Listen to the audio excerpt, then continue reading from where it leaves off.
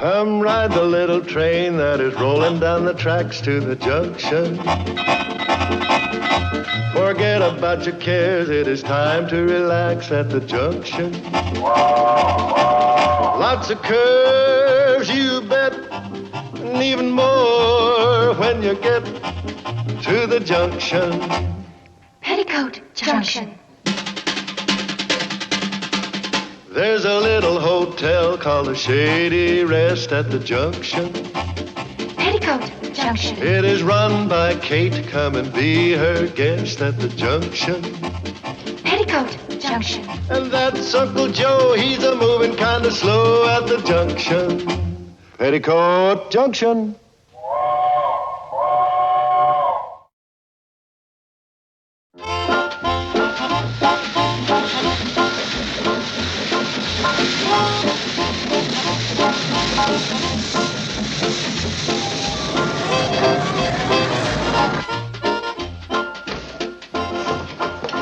Telegram's for Kate. Take it right up to her.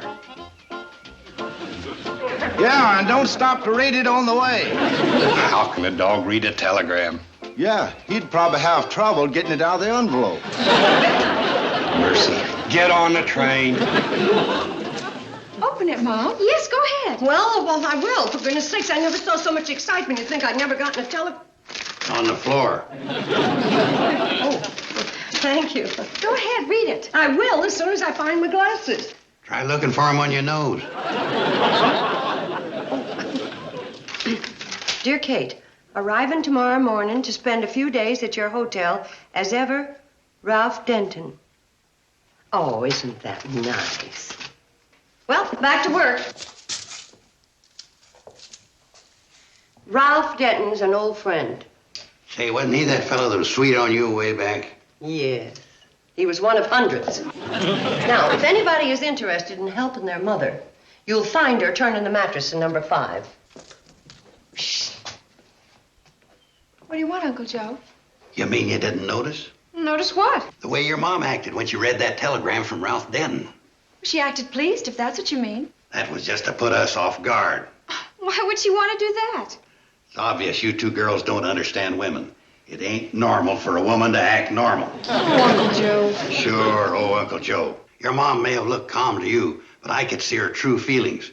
Her goosebumps gave her away. Come on, Betty Joe, let's help Mom with the mattress. Say, what was Ralph's sister's name? Mabel. Wonder if she ever got married. She was always showing up when she wasn't wanted, like a cat at a fish fry.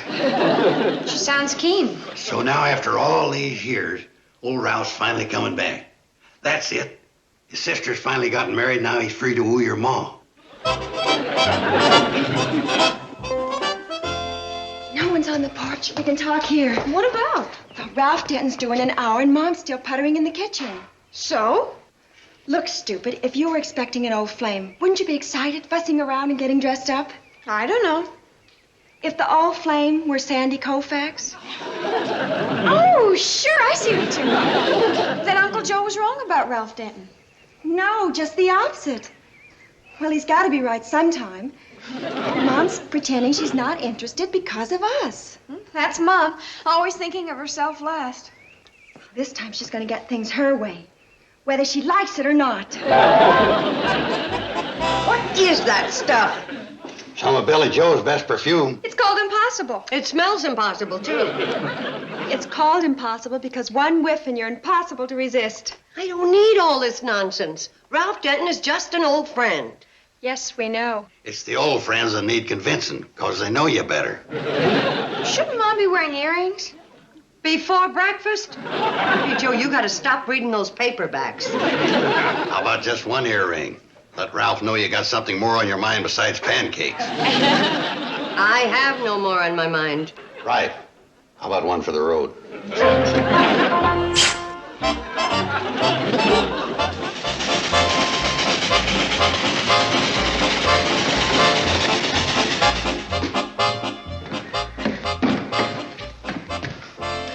Kate. Ralph. Oh, I'm sorry, Mabel. Kate, you remember my sister, Mabel? Oh, of course. How are you, Mabel? How do you do? Where's your husband? Husband? I've never married. Guess you missed the boat. Joe. Mabel, Ralph, please say hello to Bobby Joe and Betty Joe. And, of course, you've met Uncle Joe. Yes. Well, what are we all standing here for? Let's all go up to the hotel and have some breakfast. Yes, I'm starved. How about you, Mabel? Well, I'm not too hungry. I've heard that one before. Uncle Joe. Oh, not from her. See, there was this widow woman up in Pixley I used to take out once in a while. She...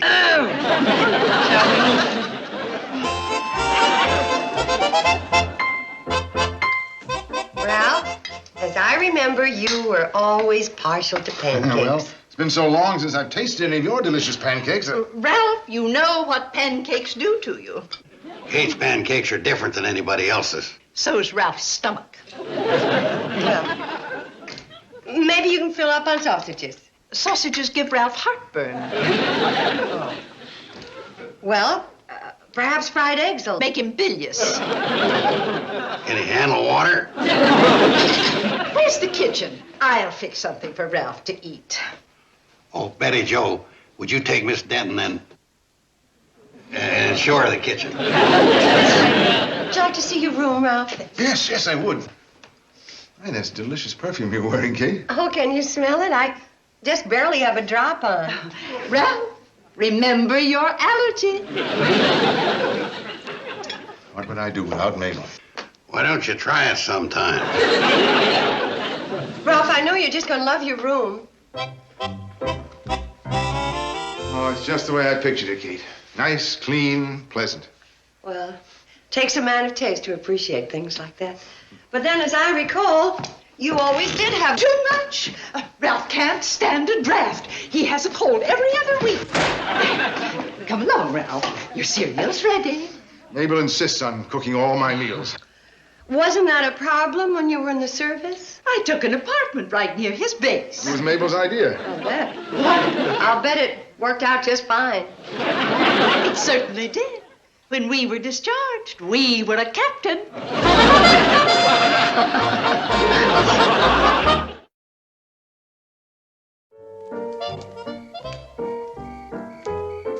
That's what I call a moon. That's funny. That's what we call it, too. What's going on? They're actually alone. Where's the bloodhound? She went to her room to freshen up. She'll be real fresh by the time she gets out. We locked her door from the outside. Be careful of that, Bobby Joe. You might drop that. Now, poor Mabel will be stuck in her room all night. Oh, none of your city smog or fog at the Shady Rest. Just pure country air.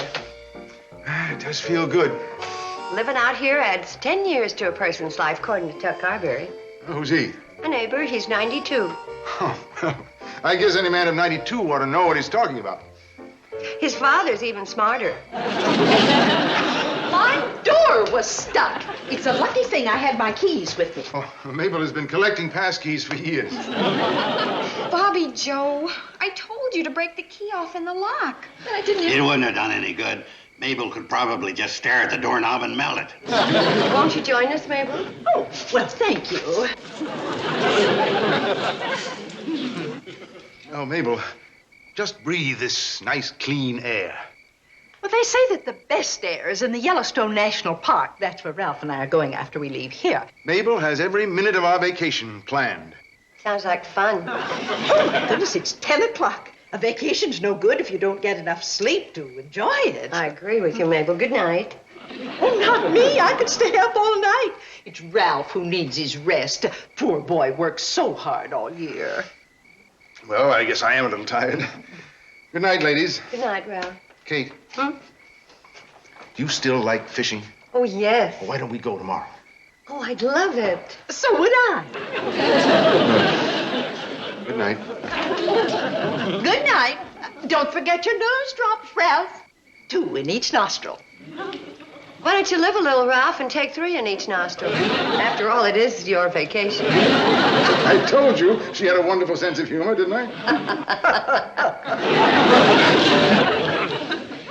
Can't you figure out some way to keep her out of the way so Mom can go fishing alone with Mr. Denton?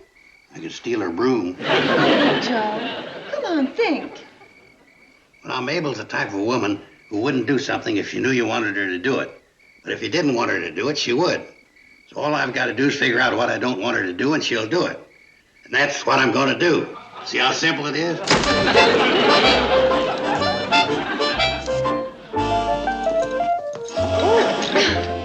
This is Mr. Denton's. Thank you. This is yours, Mom. Thank you. And this is hers. Now, Betty. Ralph will be through with his cereal in just a minute. Mm-hmm. Oh, I've never been fishing before.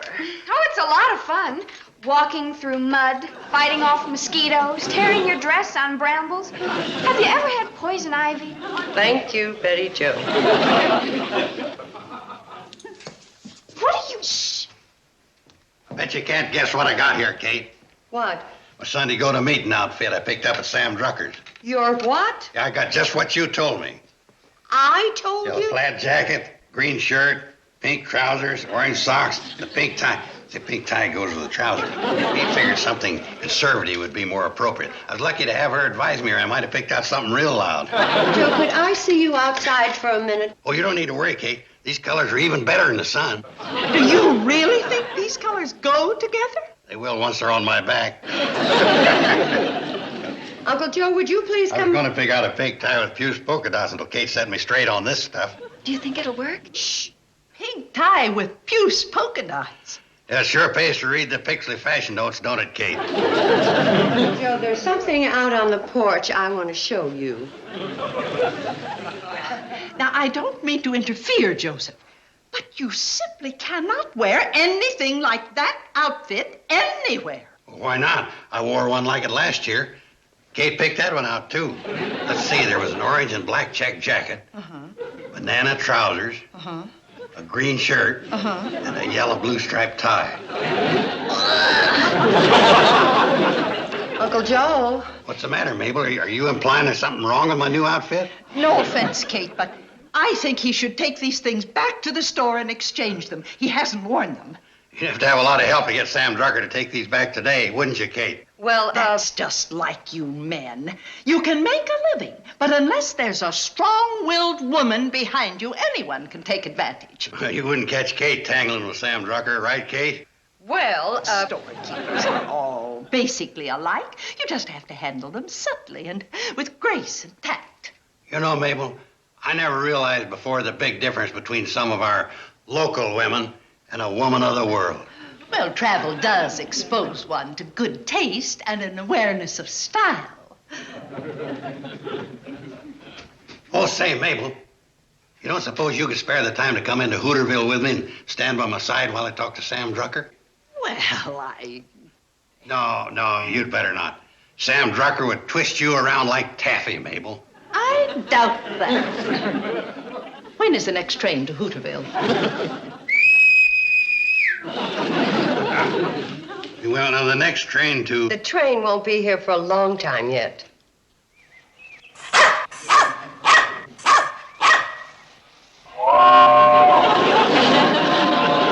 I may not know how to run a hotel, but I sure can call trains. Just what kind of an outfit did you have in mind for me, Mabel? Well, I thought perhaps a black jacket and charcoal trousers. Charcoal? Wouldn't I get dust all over the furniture when I sit down? Don't panic, Kate Bradley. There must be a simple answer to all this. Oh, did you ever do this in the city, Mr. Denton? Yes, it's very good for your eyes. Oh, Mom, we were just showing Mr. Denton and I exercise. Kate, where's Mabel? Oh, well, she... Mom, thanks for sewing that brand new dress for me. Mom makes all our clothes. That's nice. Where's Mabel? Mom, did you get that medal yet? Mom took first prize at the county fair for the best apple pie. Just something I whipped up in between painting the kitchen. Well, where is Mabel? She went into Hooterville with Uncle Joe. I thought you wanted to go fishing. Well, you know women, Mr. Denton, always changing their minds. Well, I'll go fix us a snack. Oh, Mom, how many lunches are you going to pack? Hmm? You already packed one and put it behind the counter. I did? Cook. We just can't get her out of the kitchen. All right. There's enough food here to keep us out till dark, isn't there? I don't doubt it. I'll go get the fishing poles. You'll only need 2. May I go?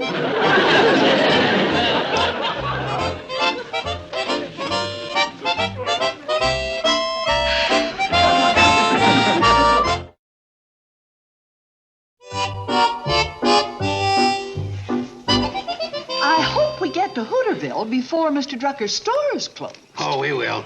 We'll do everything possible to fix the cannonball as quick as possible. Will it be much longer?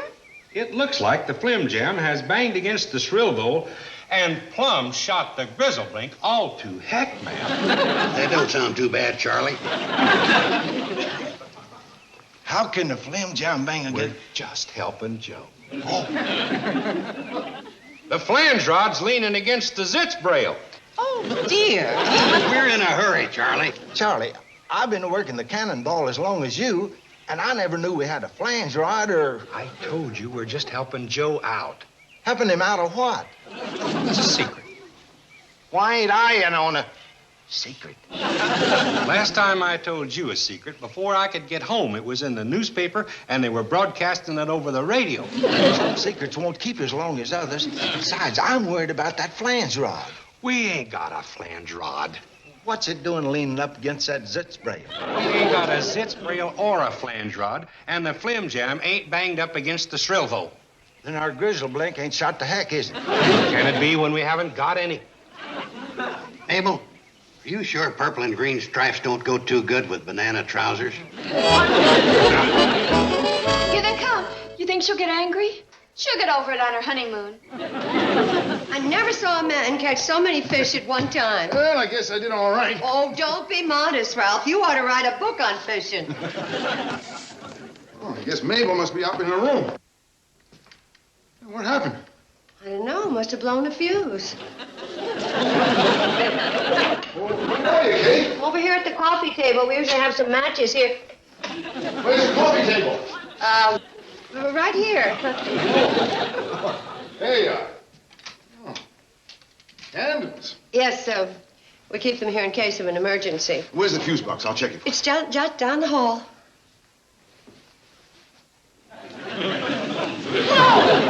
What is it? I said, no, don't bother about the fuse. I'll fix it in the morning. Bottle of wine. Yeah. Oh, you're prepared for any emergency, aren't you? Yes, a lot of strange things pop up around here. Shall I get some glasses? No, sit down, Ralph. I got a feeling that there are some real handy.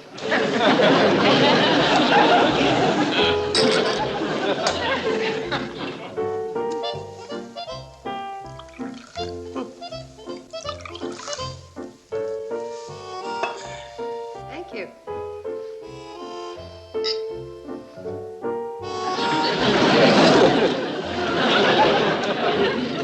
Enjoy?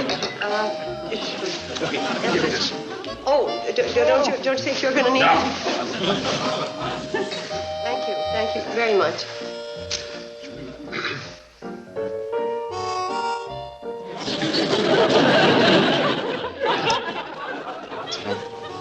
You seem very happy, Kate. So do your daughters.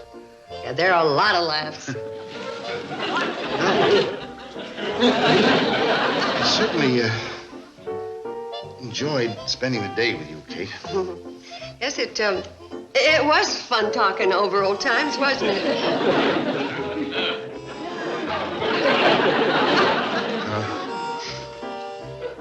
Kate, there's something that I've been wanting to say. Finally, this seems to be a moment to say it. Yes, Ralph? When two people, when a man and a woman, when the right man meets the right woman. Anybody here? Oh! The train broke down. We had to walk all the way back. Well, it must be one of those days. We blew a fuse. Oh? Never did get to Sam Drucker's. Guess we'll have to go back again tomorrow. Oh, sure. Ralph, bedtime. Oh, right. Kate, it was a lot of fun. Yes, it was, Ralph. Oh, excuse me. Remember, Ralph, 2 in each nostril.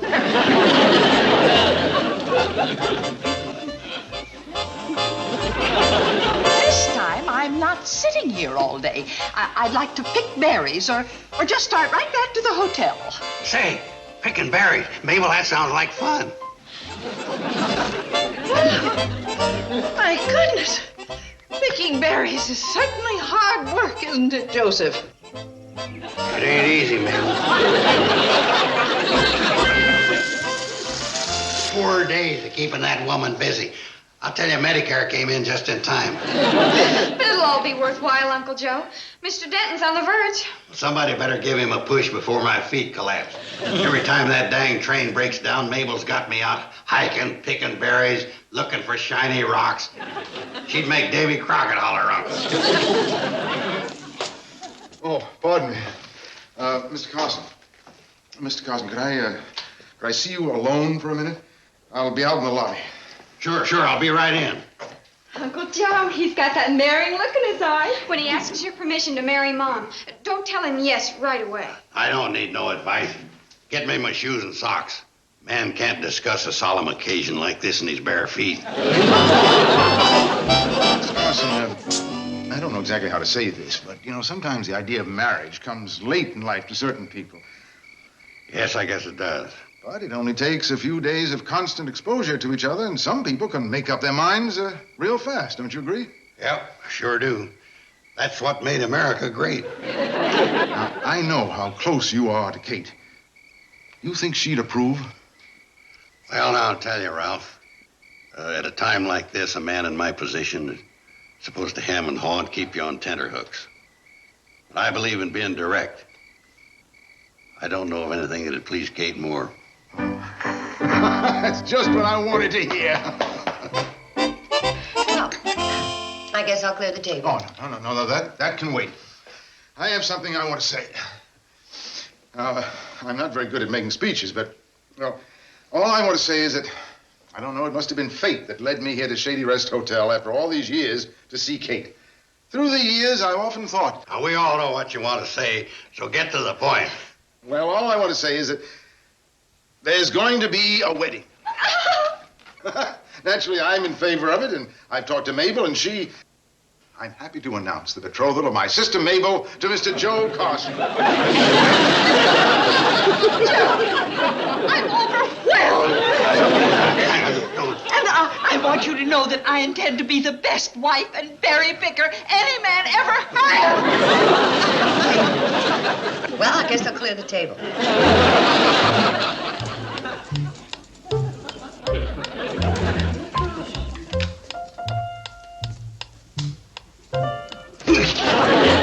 What are you up to?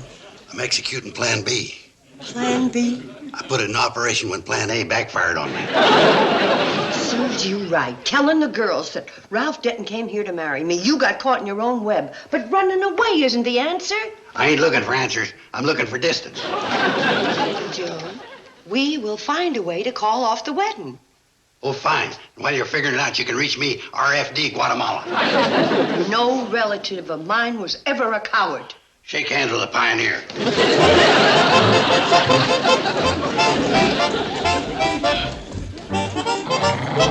try to stop me. I'm leaving. Would you like to see me stuck with Mabel for the rest of my life? Oh, go chase a cat. Gesundheit.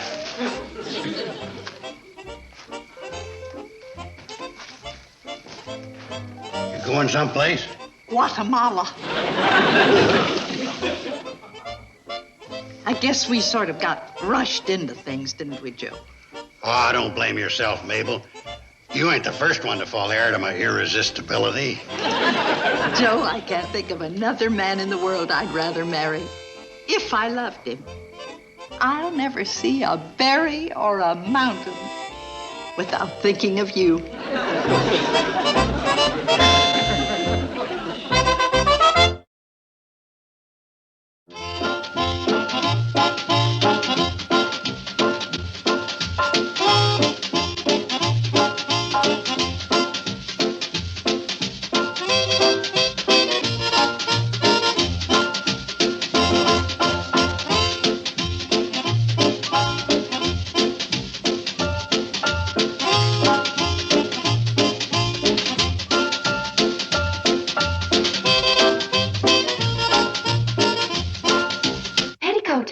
Junction. This has been a Filmways presentation.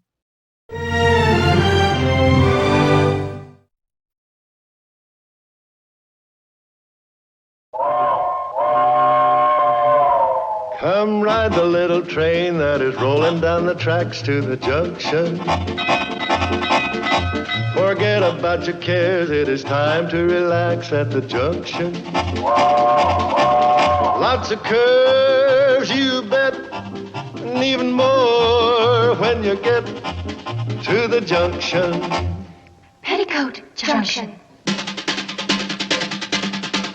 There's a little hotel called the Shady Rest at the junction. Peoticoat Junction. It is run by Kate. Come and be her guest at the junction.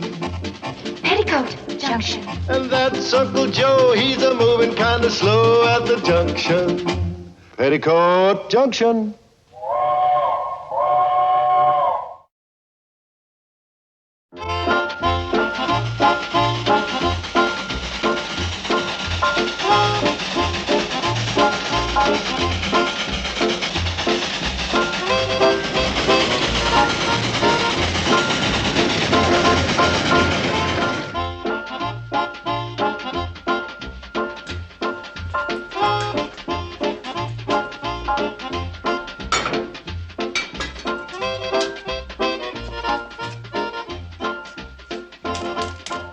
Uncle Joe! Uncle Joe! He's not here. Well, is he upstairs? Is Uncle Joe upstairs? That's what I'm asking you. I was asking Bobby Joe. Asking me what? Is Uncle Joe upstairs? No, he's not. He's not upstairs. But where is he? I don't know. What? I said I don't know where Uncle Joe is. Well, he's not up here. I know he isn't. Well, then why did you ask me if he was? Mom was trying to find him. Well, he's not up here. Have you any idea where he is? No, I don't. Didn't he say where he... Hey, June. Yes, ma'am? When I asked where Uncle Joe was, I didn't mean to start a two-story hollering match. Mom? Yes? Uncle Joe isn't up here. What's that? Isn't that the letter you asked Uncle Joe to mail for you? Well, that's where he is. He went to Sam's to buy a stamp. Why didn't he take the letter? That'd be too easy. Sam, In a minute, Joe. A pound of what, Mrs. Quigley? can I get a 5-cent stamp? A pound of stamps? No, just one. Will you keep your big mouth shut? No, not you, Mrs. Quigley. Now, what was it you wanted? A 5-cent stamp. How'd you like a punch in the nose? Well, no, not you, Mrs. Quigley. Hello? Hello? She hung up. Well, it's about time. Now maybe I can get waited on. Sarah, would you get Mrs. Quigley back for me? Good thing you wasn't in charge of the Pony Express, or Garcia never would have got that message. Stealing stamps is a federal offense. Not when the postmaster's yammering on the phone. Here's your nickel. Okay, you got your stamp. Now clear out. Hello, Miss Quigley? Yeah, I'm sorry we were cut off. Now, what was it you wanted? Uh-huh. Yeah, and hold it, Miss Quigley. What do you think you're doing? Changing stamps. Well, I can't sell this stamp. It's pre-licked. Well, I ain't gonna take it. All the glue's off of it. Hello, Mrs. Quigley? Hello? She hung up again. I don't blame her. You don't run your store any better than you run your post office, and you run your post office worse than anyone I've ever seen. You don't like the way I run my post office. A baboon could run it better. Well, here's where we find out. You got yourself a post office.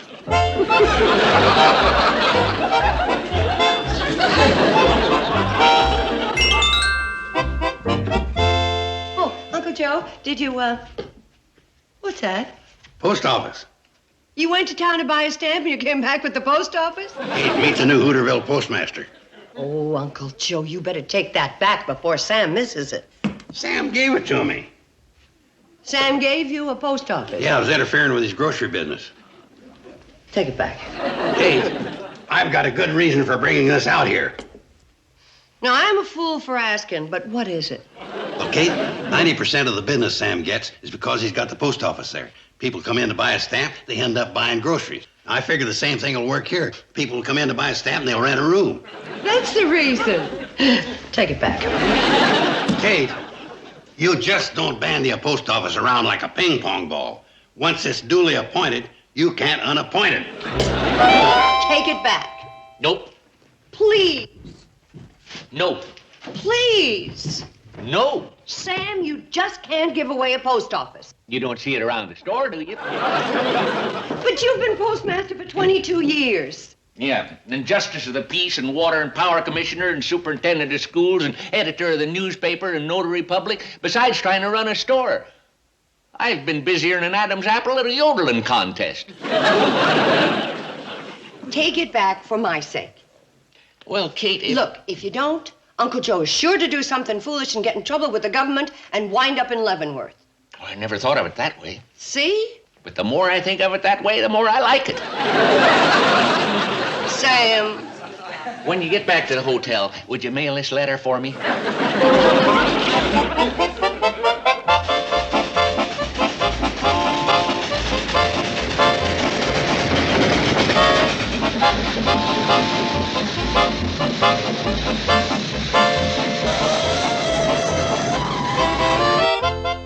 Here, put up this one, a tightwad Twilliger, the counterfeiter.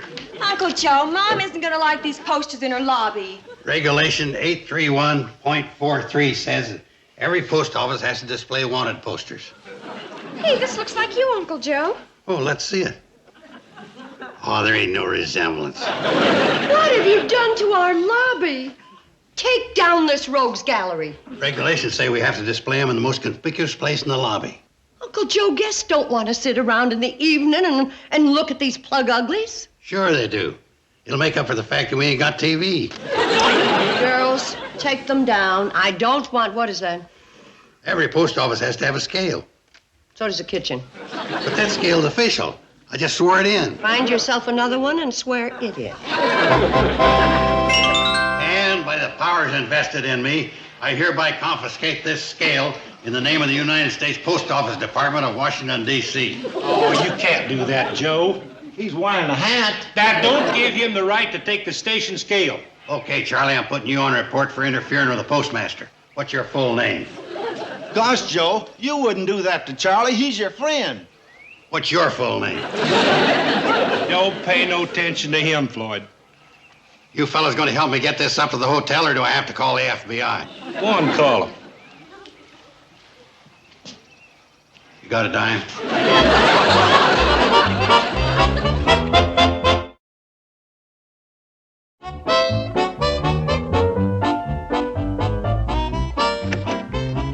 Oh, Betty Joe, did you take my nail polish? No, ma'am.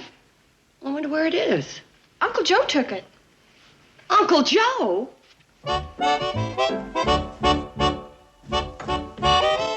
Joe, is that my nail polish? Yeah, here. What are you using it for?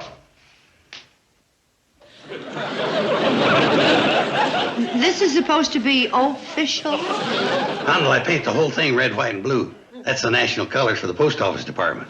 Oh, really? You could have had your scales painted if you hadn't have been so picayune. Oh, if I'd only known. Do Floyd and Charlie know that you took this from the Hooterville station? They helped me bring it up. They helped you. Well, I had to flash the FBI. I can imagine. Do you mind telling me how you expect to weigh a letter on this? Oh, well, the whole thing is based on the principle that everybody weighs a certain number of pounds. So far, that makes sense. Yeah. Now, when somebody comes in to mail a letter, or as we postmasters refer to them, the mailee, I ask them to state their gross weight. Then, they get on the scale with the letter in their hand, and I subtract the gross weight as stated by the mailee from the weight shown on the official scale. And the balance is payable at the standard rate of 5 cents an ounce. Take it back. But it works, Kate. You want to try? I don't have a letter. Here. I'll loan you one. Now, how much do you weigh? 195 pounds. All right, get on the scale. See, 128 pounds. Now you subtract 128 pounds from 195 pounds, and that leaves us 47 pounds. Now, at 5 cents an ounce... You owe me $6,922. Must be something wrong. Yeah, there is. Take it back. Take it back. No thanks, Kate. Ever since I got rid of the post office, I've been able to sit back and relax. Oh, Sam, you gotta. Nope. Do you know how he's weighing letters? You're not gonna believe this. I'll show you. Now, I am the mailee. The mailee? Didn't you ever use that term? No. And you called yourself a postmaster? Anyway, the mailee states her gross weight, steps on the scale with the letter. Now, the difference between her weight with and without the letter costs 5 cents per ounce. You're kidding. Sam, take it back. I can't take it back. But I don't want an airmail stamp. Once a stamp is tore from the sheet, it becomes the sole property of the mailee. You want anything else, Emmy? Pound of butter. We ain't in the butter business. Well, I always did my shopping when I went to the post office at Sam's. Well, I'll see what I can do for you. Betty Joe, Yes, Uncle Joe. lend Mrs. Puddleford a pound of butter. Can I do something for you, Miss Prentice? I want to mail this letter, and I need a can of beans. Betty Joe, a can of beans for Mrs. Prentice. Would you step on the scales, please? There must have been 50 women here for the post office this morning. Yeah. Boy, some excitement. You don't know what you've been missing, Mom. Oh, yes, I do. I'm missing 2 dozen eggs, 3 quarts of milk, 4 pounds of butter, half a turkey, a ham, a jar of pickles, 4 lamb chops, and a side of bacon. Look in the cupboard. What happened to all our stuff? 1 pound of flour. Uncle Joe. I ain't got time, Kate. I got a customer for 2 postcards and she wants to borrow a pound of flour. You mean you've been lending all our stuff? You got to keep your post office customers happy. Sam, you've got to take it back. What else, Kate? Well, I need a side of bacon and a sack of flour, please, Sam. Nope. What else? Eggs, butter. Just give me an assortment. Sam, please. Kate, this is the biggest order I've had since I gave Joe the post office. I know. I'm getting all your customers. Well, I don't mind as long as you keep bringing me orders like this. I'll get your flour for you. Sam, please take No. it back. Oh, good morning, Mrs. Bradley. Oh, Mr. Douglas. How are you? I'm fine.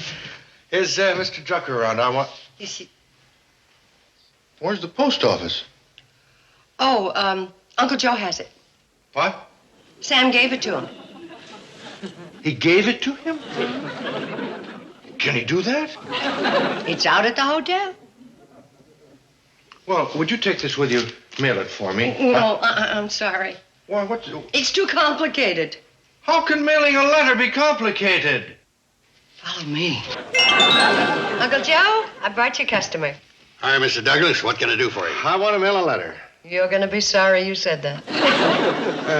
It's a special delivery letter. Oh, boy. Special delivery, huh? What's in it? Well, it's a letter... What business is it of yours? What's in it? Don't get mad so soon. The worst is yet to come. You come in here and say you want to mail a special delivery letter. Now, how do I know what's in it special enough to be delivered special? Because I'm telling you. You got any identification? What do I need identification for? I never heard this one before. You want to mail the letter or don't you? Of course I do. How much do you weigh? You have to tell him. 185 pounds. Get on the scales. Why should I get on? You've gone this far.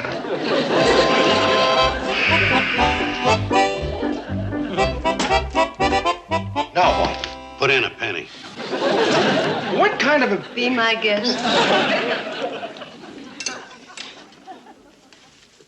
Yeah, 195 pounds. The scale is wrong. This scale is never wrong. It's an official U.S. mail scale. The difference between your stated weight and the weight shown with the letter comes to 10 pounds. Now, 20 cents an ounce, let's see, that would come to roughly $920. 900 See what I mean? I believe I do. Miss Bradley? Mr. Douglas? Mr. Carson? What about the letter?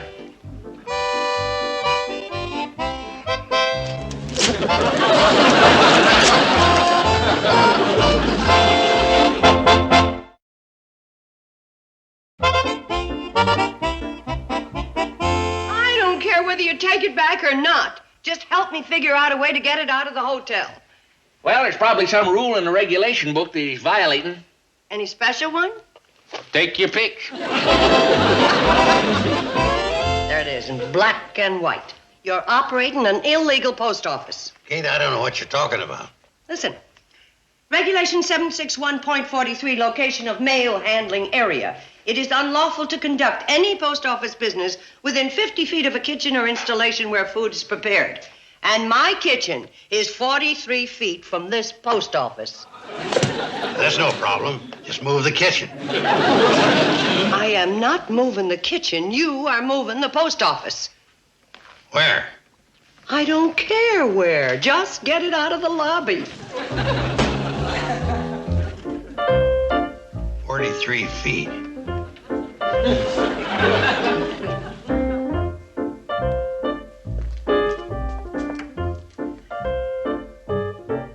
Well, sure looks good to have the lobby back to normal.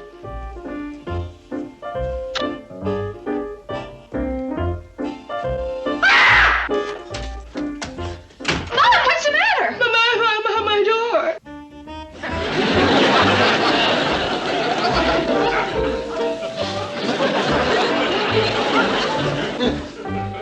Uncle Joe! Uncle Joe! Your room's ideal for the post office, Kate. It's just 53 feet and 4 inches from the kitchen, which is approved regulation. What I'm going to say isn't. Go to your rooms, girls. Oh, Mom. Out. Uncle Joe, this time you've gone too far. These posters, this junk, the slots in my door. Well, that was a real inspiration, Kate. Them slots is so people can mail letters at night and won't come stomping in and wake you up out of a sleep. Oh, well, that was very considerate. What was wrong with using the postmaster's room? I thought of that, but my room was within the 50-foot limit. I'll give you 10 minutes to get this junk out of here. Kate, this ain't junk. This is the United States Post Office. Where can I put it? I don't care where you put it. I'm tired and I want to go to bed. Now, when you get this junk out of the hotel.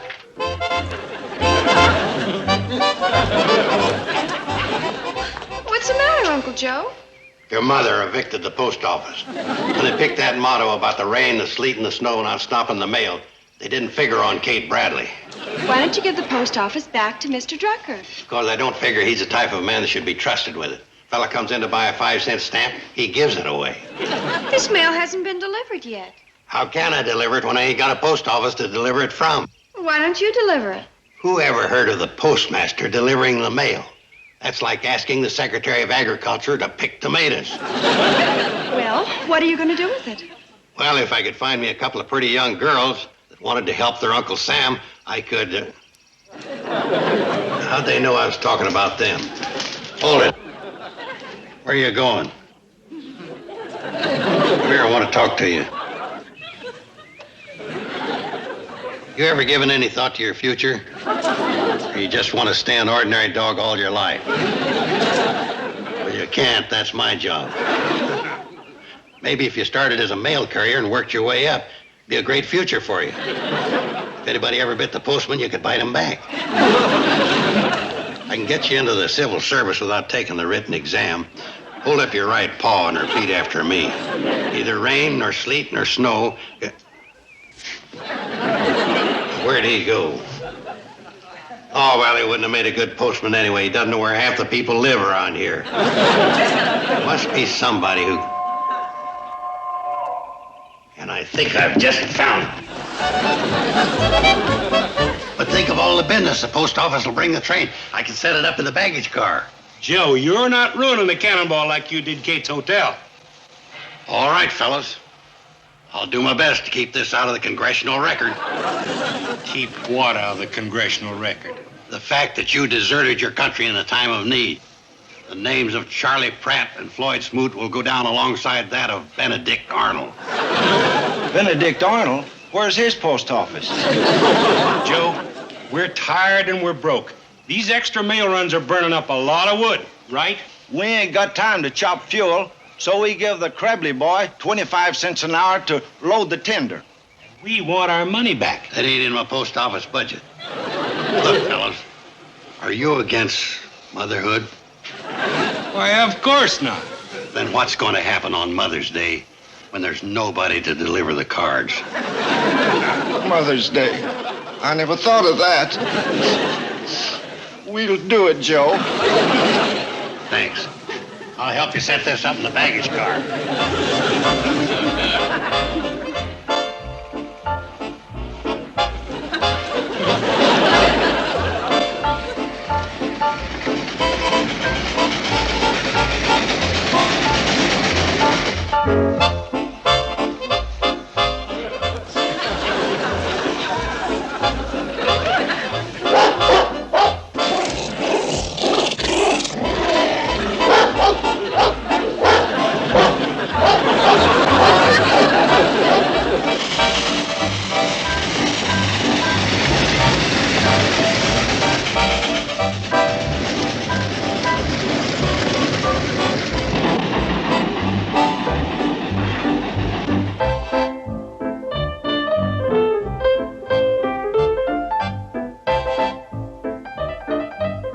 So, me and Floyd figure the government owes us...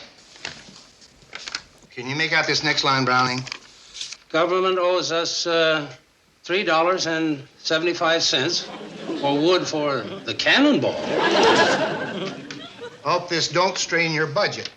Signed, Charles Pratt, engineer. This has got to be a rib. There can't be a town named Hooterville. Fortunately, there is. That's what the postmark says. I've already checked the map. Now, it's not there. Oh, no wonder you couldn't see it, Chief. That fly had his foot on it. The post office department has no contract to supply wood for a train. Now, Browning, you better find out where Hooterville is and check this thing out. Oh, well, couldn't you send somebody else, Chief?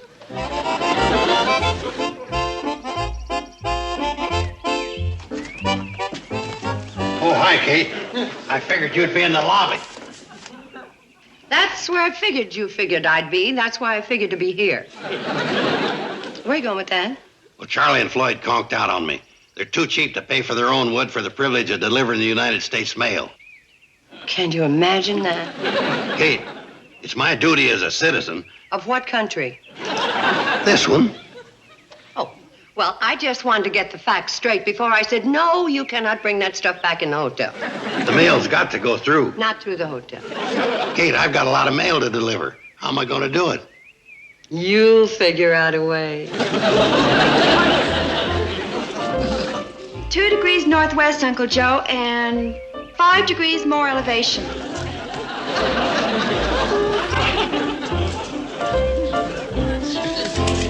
That should be right on target. Oh, hi, Kate. What is that? It's the way I figured out for delivering the mail. Like they say, mother's the necessity of an inventor. Oh, is that what they say? What are you doing? Sending Fred Ziffel's mail with a modern rocket. You think that's going to go right to Fred Ziffel? Well, can't miss. See, it's got the zip code on it. All conditions go. Roger. Uncle Joe, that is the silliest, most impractical, most idiotic...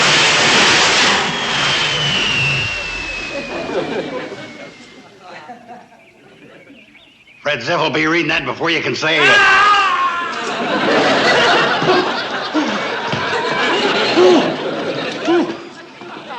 Who was the idiot that did this?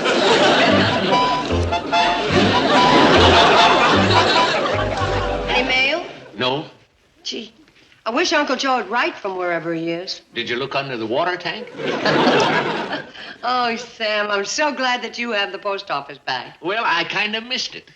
Oh, could I please mail this letter? How much do you weigh?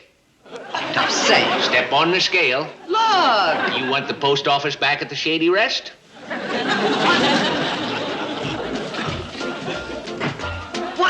128 pounds.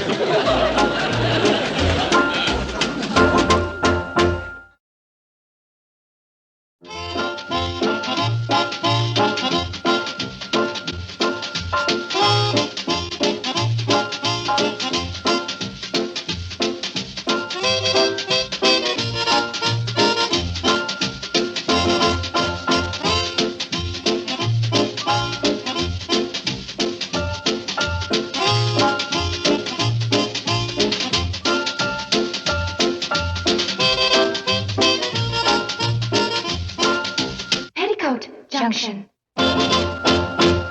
This has been a Filmways presentation.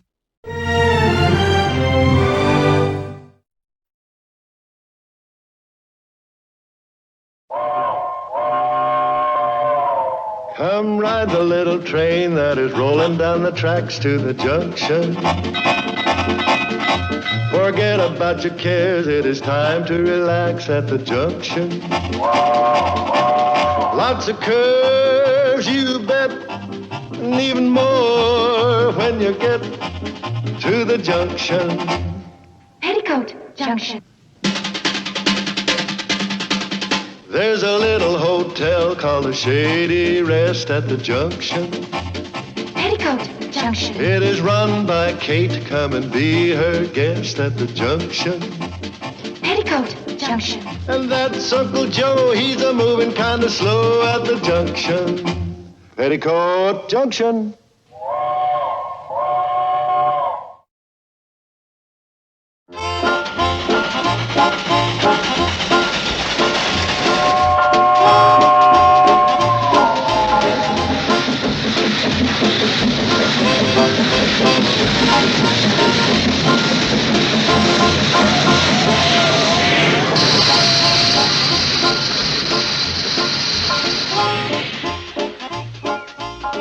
Hi, Kate.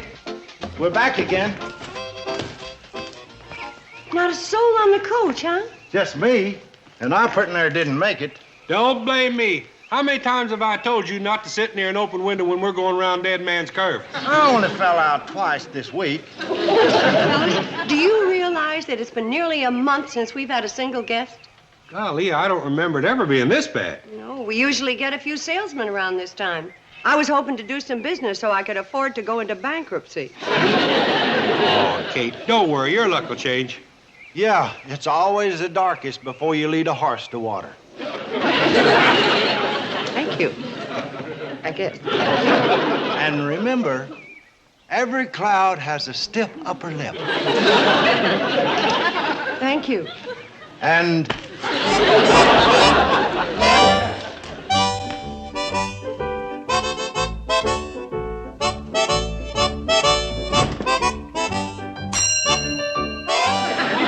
I say the service is pretty prompt around here.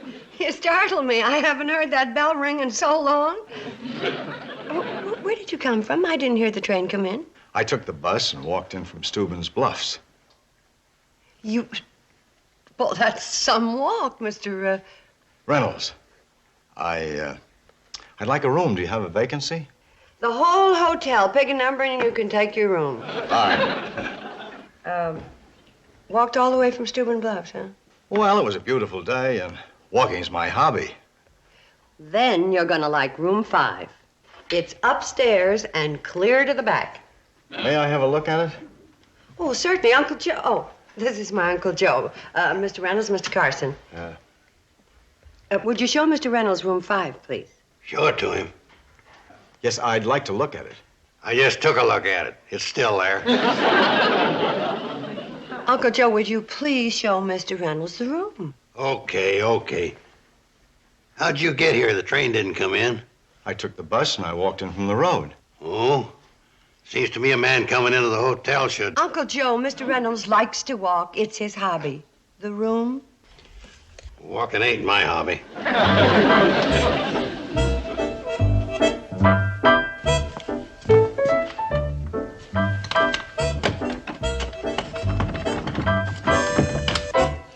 How do you like that?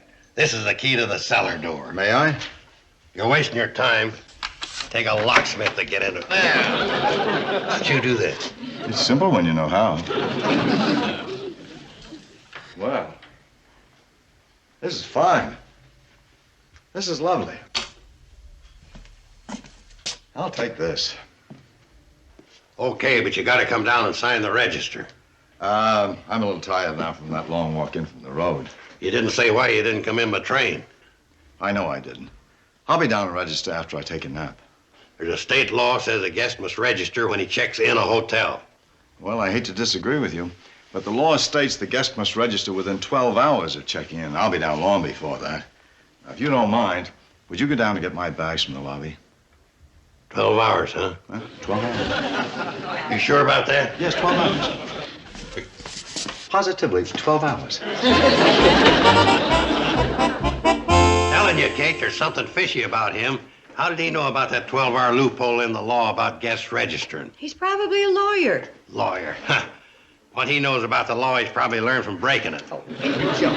Looks like he could be a lawyer. Who does? Mr. Reynolds. Who's Mr. Reynolds? I am. You a lawyer? Mr. Reynolds, I'd like you to meet two of my daughters, Bobby Jo and Betty Jo. Hello. Hello. Hello. Well, I thought the view from my room was beautiful, but it doesn't compare with the view down here in the lobby. These are the most beautiful young ladies I've ever seen. Why, thank you, Mr. Reynolds. Thank you very much. Now, don't thank me. Thank the lady who passed her beauty on to you, your mother. Oh, Mr. Reynolds, don't you go to turning our heads. Why not? I'm sure you'd all be beautiful from any angle. Mrs. Bradley, perhaps I could register now. Oh, sure.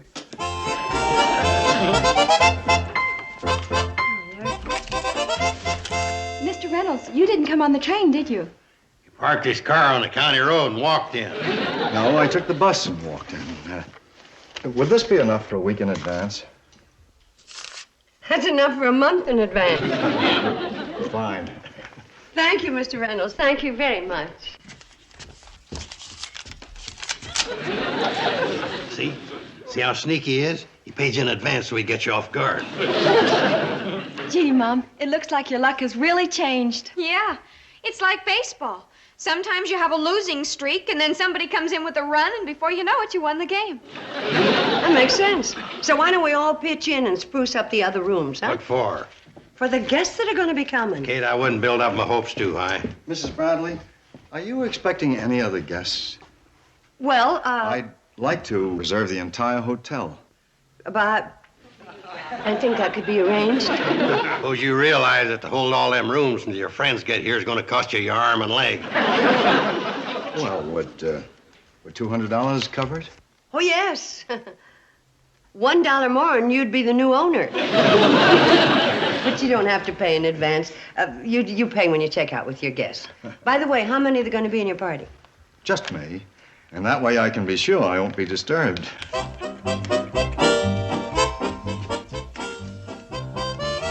didn't you take that money when you had the chance? He'll pay me later. He's perfectly honest. Honest? If he was honest, why would he want the hotel all to himself? I don't know. Maybe he's a... Well, he could have. Well, it's perfectly obvious. He's a... It's obvious he's a crook hiding out from the law. He's monopolizing those rooms so we can't rent them out to the detectives that are hot on his trail. When the detectives get here, I'll put extra cots in your room.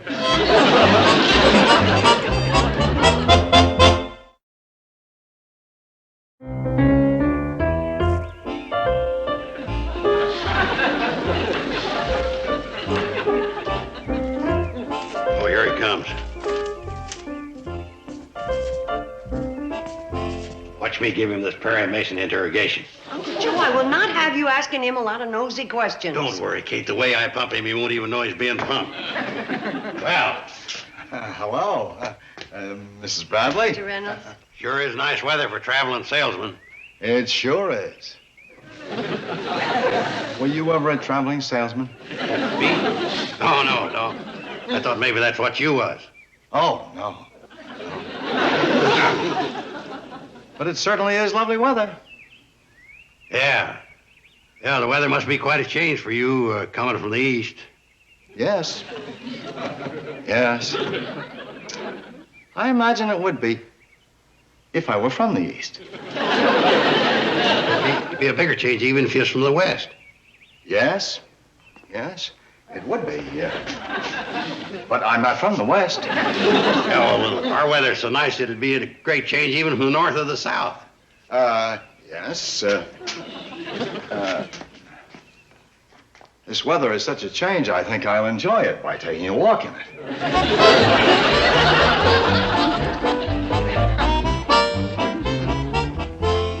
He didn't say whether he's from the north, the south, or the east, or the west. You know what I think? He's from outer space. That's exactly what I thought. He's from outer... How can he get from outer space on a bus? All right, now. Farmer Brown has 200 white chickens and 250 brown chickens. The brown chickens lay 2.5 times as many eggs as the white chickens do. Total number of eggs Uncle laid Joe, in a week... please, I think if I can just... Quiet, I'm concentrating. Now, we'll let Y equal the number of eggs the white chickens lay, and X the number of eggs the brown chickens lay. X and Y. It's always X and Y. Why can't these guys come up with some other letters? Why did you try A and B? Well, if you don't use the same letters they've got, how do you get the right answer? Uncle Joe, it really doesn't matter. Honey, don't argue with Albert Einstein. Okay. Now, what we have to do is find what X and Y equals. If I'm not intruding, X equals 1,250 and Y equals 500. Huh? How do you know? Well, it's very simple. If you take... Sure, it's easy to come up with the wrong answer. And that's the wrong answer if I ever heard one. That's the correct answer, all right, Mr. Reynolds. It says so here in the back of the book. Thanks very much. Of course he knew the right answer. He read the book before. Beautiful night out, Mrs. Bradley. Would you care to join me for a walk? Oh, I'd love to, Mr. Reynolds. Probably a bookkeeper that embezzled his company's funds.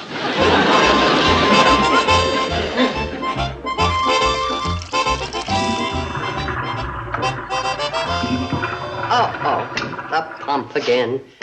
Uncle Joe! Uncle Joe! Uncle Joe! Uncle Joe, didn't you hear me calling you? Didn't you hear me not answering you? That means I'm busy. Well, unbusy yourself and fix the pump. It just went out again. What I'm doing is much more important than fixing the pump. Look here. I've got proof that Reynolds is a low-down skunk.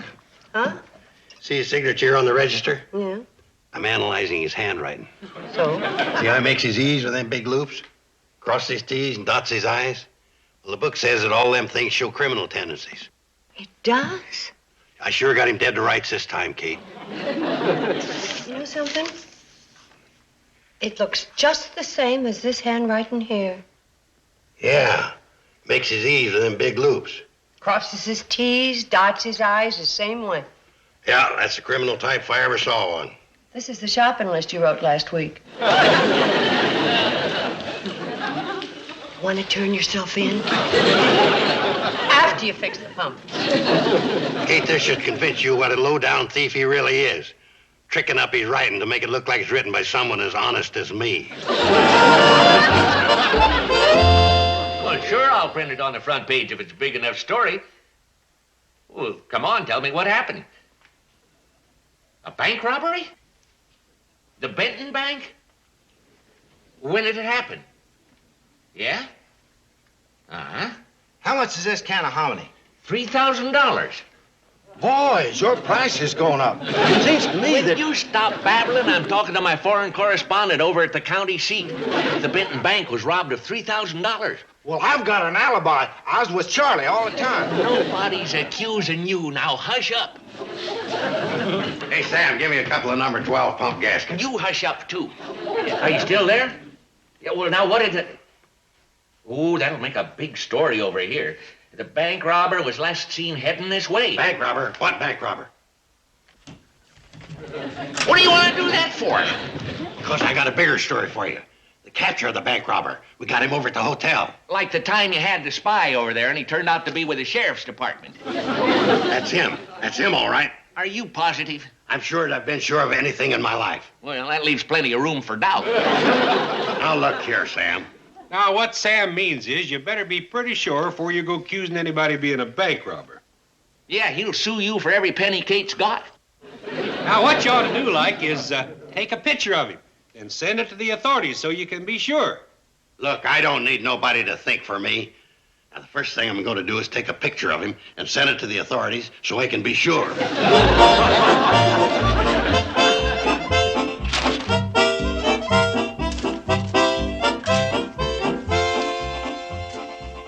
Where's the camera? The last time I saw it, it was in your room. Oh. What do you want it for? Take a picture of the bank robber. What bank robber? That Reynolds fella. Sam's running a story about the Benton bank robbery. Reynolds fits the description to a T. Brown suit, straw hat, 6'2". When Mr. Reynolds came in, he was wearing a gray suit and a felt hat. Man smart enough to rob a bank, smart enough to change his clothes. Is he also smart enough to shrink 4 inches? Mr. Reynolds can't be more than 5'10". Probably pulled the job wearing high heels. Look, Uncle Joe, Mr. Reynolds is no more a bank robber than I am. So would you please forget everything before some squirrel comes along and tucks you away for the winter? Yeah, what I'll be tucking away is the reward money I'm getting. They're offering $500 reward for his capture. And one thing is sure, I've got his number, and he's going to wind up with one.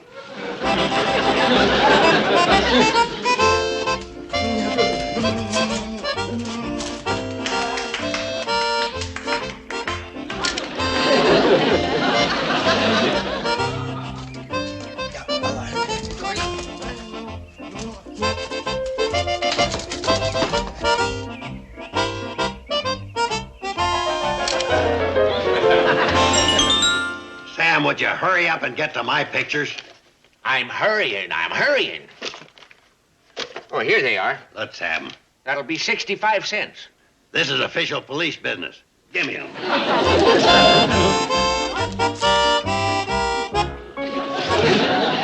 Sure is Harry looking for a bank robber. That's the dog.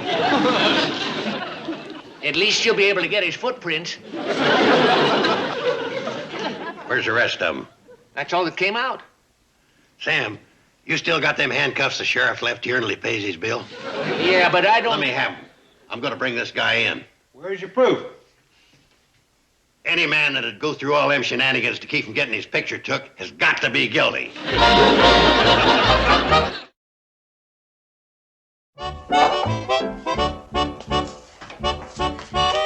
some more wood I just chopped. Oh, gee, my aching back. Never mind, it's good exercise for the figure. Mom, you've got to do something about Uncle Joe. What's he up to now? Well, he's hiding by the front door. He's got a pair of handcuffs in one hand and my baseball bat in the other. He says Mr. Reynolds is a bank robber and he's going to capture him. I told him to stop playing cops and robbers, especially when there are no cops or robbers. What are you going to do, Mom? Well, you know, Uncle Joe's pretty hot-headed, and I think I figured out a way to cool him off.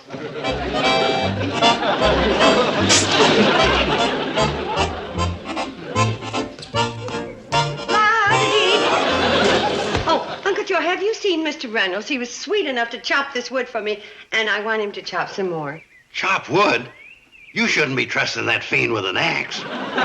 Oh, he doesn't use an axe. He chops it with his hands. He's a karate expert. Oh, a karate expert? Oh, yeah, you should see him. Chop, chop, chop. Oh, what are you doing with the baseball bat? Oh, I was going to play a little baseball.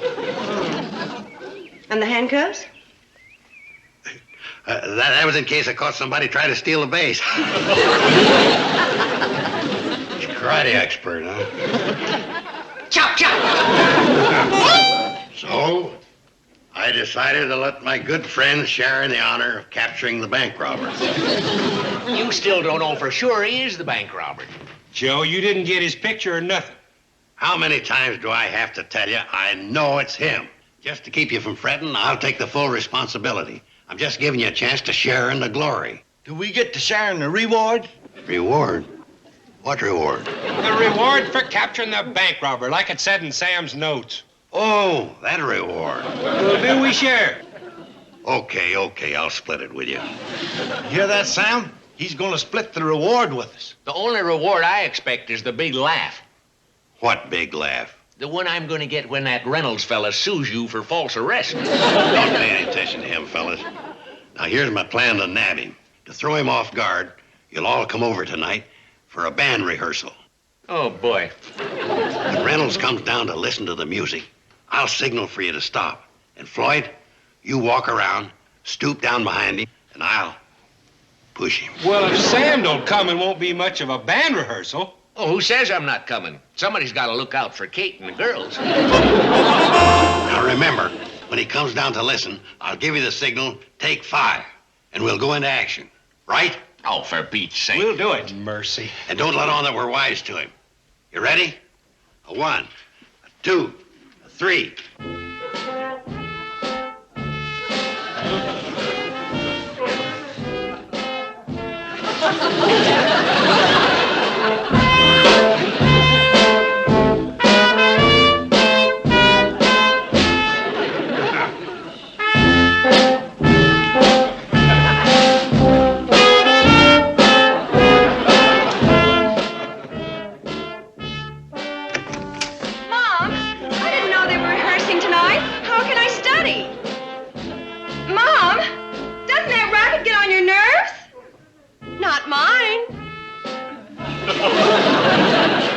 I know it's awful, honey, but it's better than his playing with a baseball bat and a pair of handcuffs.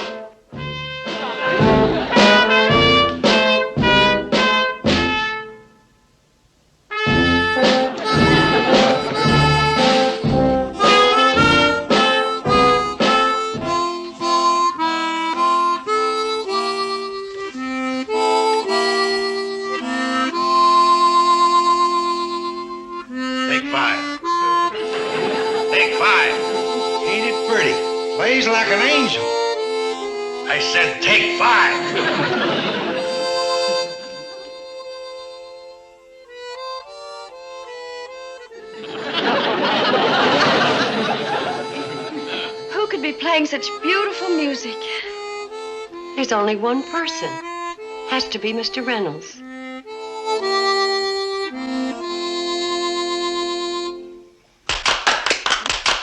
Wonderful. I'll say, you sure play pretty for a bank robber. Bank robber? And don't try to talk your way out of it. We got the goods on you and we got you surrounded. So if you don't want any trouble, you might as well give yourself up. Well, if that's your advice, I'd better take it. You're darn right that's my advice. Now, you come along and don't try anything.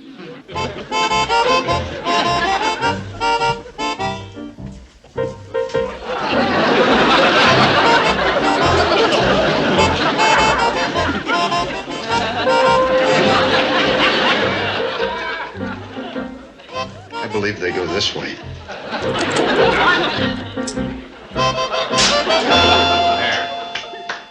I think that'll hold you.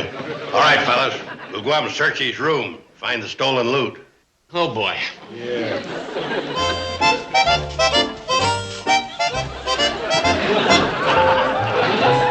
Floyd, will you get up? You never pushed him.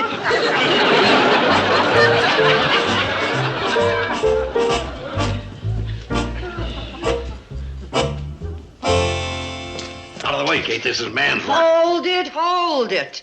What are you Rover boys up to? We gotta search the bank robber's room for the stolen loot. We've already captured him. He's handcuffed to the elevator in the lobby. Handcuffed to the elevator? You are going right down and take those handcuffs off of him and apologize. You're going to let him go? And then I might let you go. I'm telling you, Kate, you're making a big mistake. Did you hear the news? It just came over the radio. They captured the bank robber who robbed the bank in Benton. You were telling me?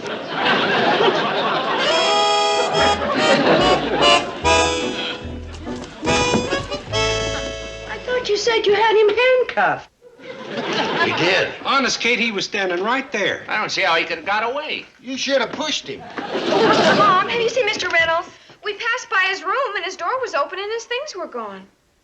Well, I think Mr. Reynolds is gone, too. He popped in from nowhere and he's gone the same way. I'm going to miss him. Me too. Me too. He was a wonderful man. You should have pushed him. I guess we'll never know where he came from or what he does. I should have pushed him. You women was taken in by Reynolds' good looks and syrupy talk, but I had him pegged as a crook right from the start. Yes, Uncle Joe, you've told us. Man that can open doors, work algebra, walk from Steuben's bluff, and knows karate. To me, that exposed his criminal tendencies. Lloyd and Charlie just brought the city paper. Cape Kennedy just launched a new rocket. Let's see, Mom. Yeah, there's a picture here of the scientist who headed the project. A fellow named Lawrence. Lawrence? Why, that's our Mr. Reynolds. Oh, Uncle Joe, what were you saying about criminal tendencies? I'm going to write that Dr. Lawrence a letter. And apologize. Let him know some shady imposter's opening handcuffs with his face.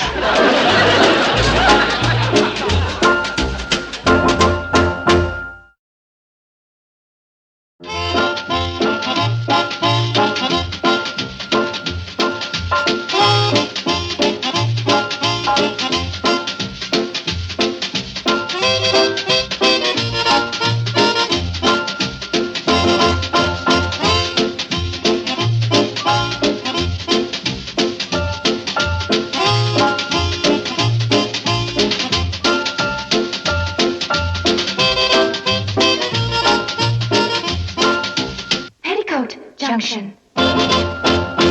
This has been a Filmways presentation.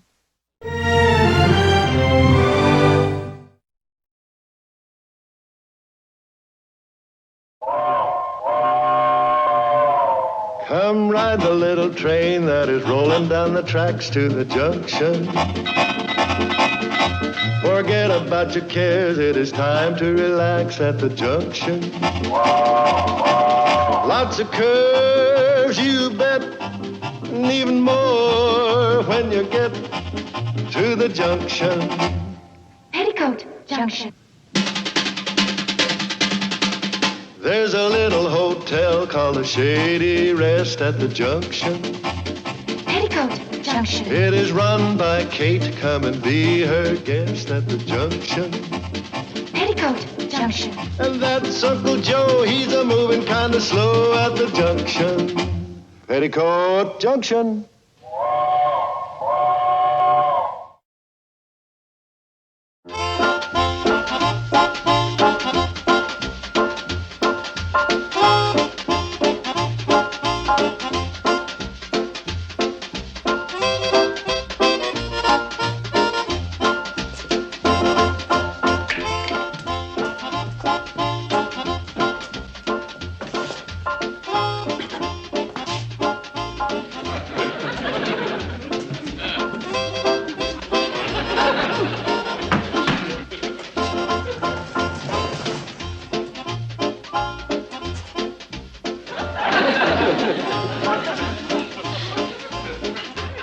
Betty Joe, Bobby Joe. What's the matter, Mom? Do you know what happened to the labels from these cans? Which labels? Well, the labels that were on them. What cans are those, Mom? The creamed corn or the asparagus? What difference does that make? Well, Bobby sent in the cream corn labels, and I sent in the asparagus. You sent them in where? To the contest. You see, I can win a trip to Hawaii for 3 canned corn labels and a letter telling what creamed corn has done for me. And what has cream corn done for you? Well, creamed corn has made my life exciting. It's brought me new friends, cured my shyness, and improved my skiing. I see. And what has asparagus done for you? Nothing. It wasn't that kind of contest. How am I supposed to know what's in these cans? If I don't win the trip to Hawaii, second prize is an electric can opener. That's it.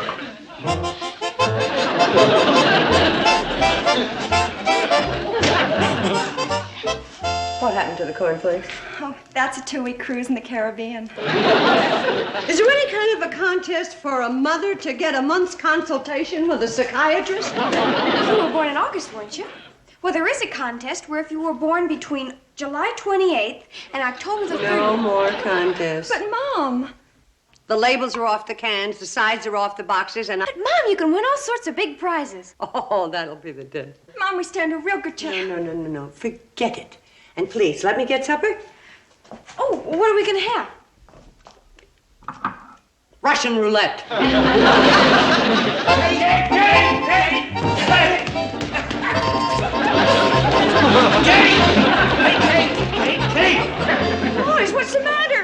biggest thing that ever happened in Hooterville. Let me tell her. No, it's my turn. You told the last biggest thing that ever happened. Excuse me, madam.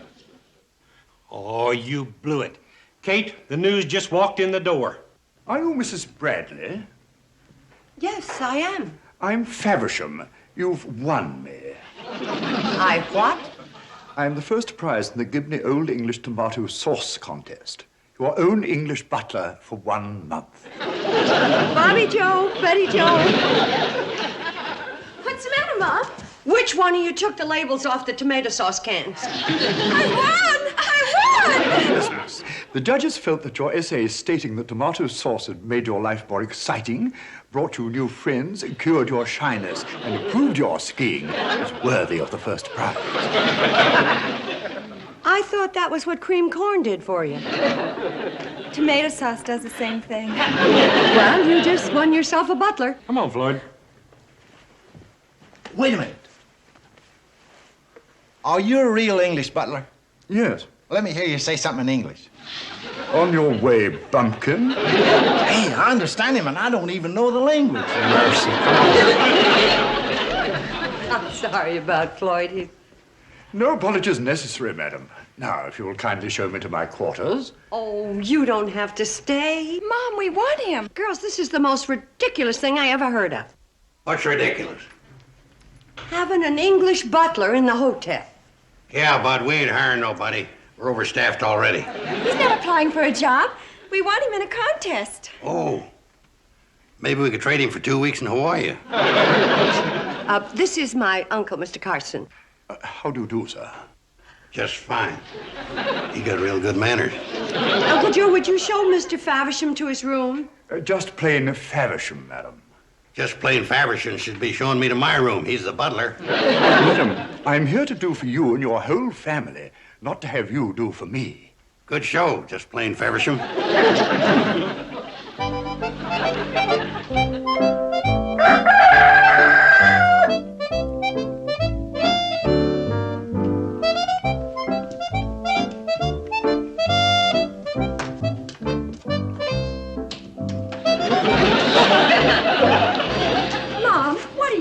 Up. Oh, I'm gonna get breakfast. Get back in bed. I gotta make breakfast. Faversham already made it. Well, there certainly must be He's gonna serve you yours in bed. I'm up. You want to hurt his feelings?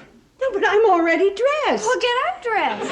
Well, that's the silliest thing I ever... The way you act, you'd think that you've never had a butler before. Come on. I hope I haven't awakened you, madam. Oh, no, I've been up for... I was so... What do you got there?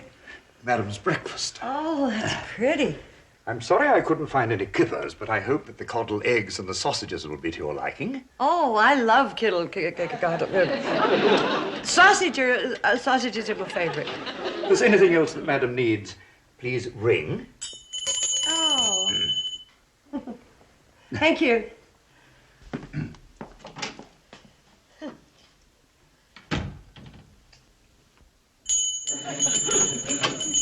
You rang, madam? No, it went off by itself. Yes, ma'am.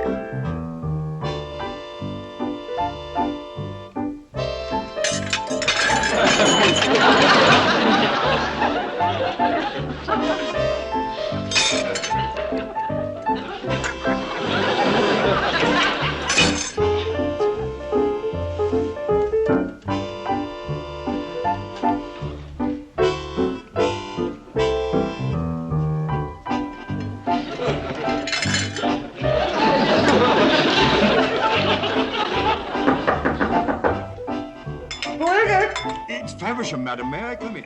Oh, just a minute.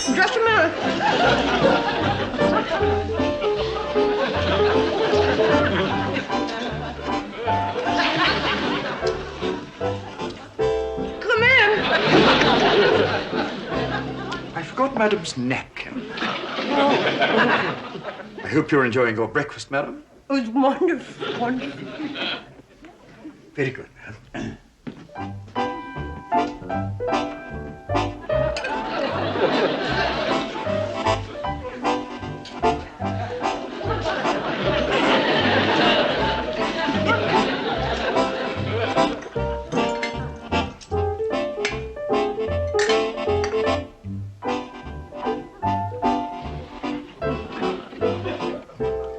The Duchess of Carlisle used to do the same thing, Madam.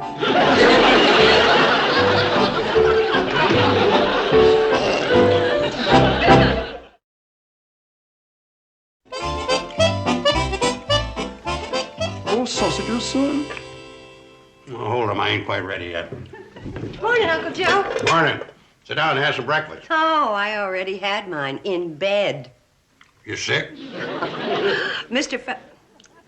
Faversham brought it to me. It was my pleasure, Madam. Full of sausages. How come you didn't give me my breakfast in bed? It's customary to serve the lady of the house, your lordship. Your lordship? It was Mr. Carson's suggestion. Well, if his lordship doesn't have a cricket match, would he mind chopping some wood for the stove? Already chopped. The front porch needs sweeping. It's already swept. How about raking the leaves in the backyard? Did we do that? Yes, I did, sir. This plane's a big help to me. See.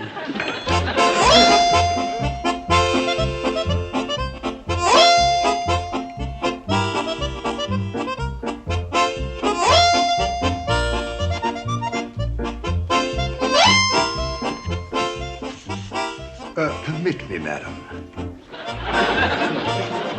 Thank you, Faversham.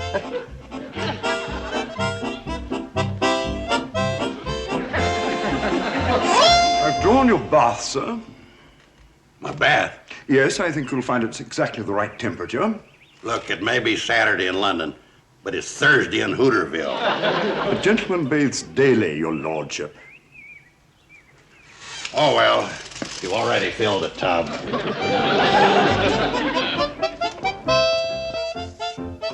See if you can find my rubber duck.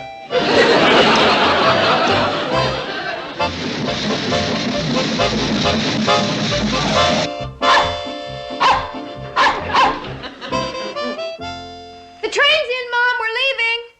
Oh. Bye, girls. Bye-bye. Have a good day. Bye, Mom. Bye, honey. Betty Jo, wait a minute. Don't you have a game today? Oh, sure. The Hawks are playing the Pixley Polecats. Well, where's your glove? And you're both forgetting your books. No, we're not, Mom. Faversham. Coming, miss. Mr. Faversham, what on earth? Madam, I'm on my way to Hooterville High. The young ladies asked me if I would carry their books and this, cricket equipment. Mr. Faversham has not gone to school with you. Oh, Mom, why not? You do not take butlers to school. Why, even Rex Harrison went to school without a butler. Now, Floyd and Charlie, you're waiting. Get going, get going. Those girls. Madam, may I ask you a question? Oh, sure. Who is Rex Harrison? Well, I got a lot of washing to do. I've already done it, madam. Well, I'll iron it. I've done that too, madam. Well, maybe I could, That's already done, madam. How about, I did that yesterday. Well, there's always... I forgot that.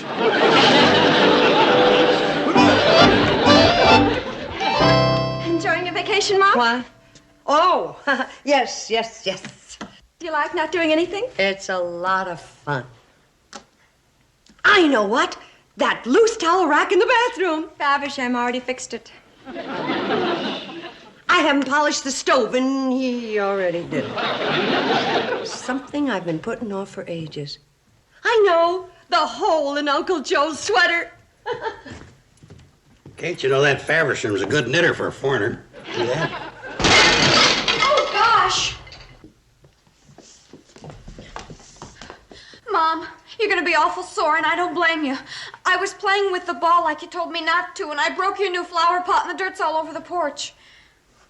How about that, my little girl?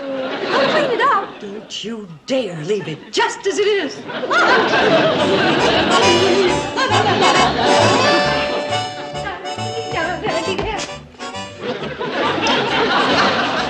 Don't take it so hard, Mom.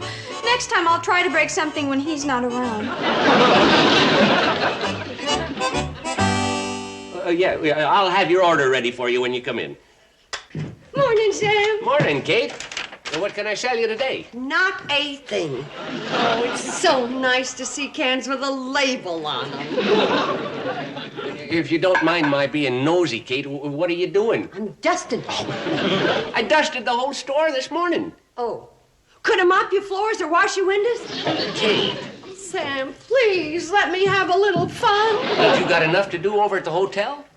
Not since that butler showed up.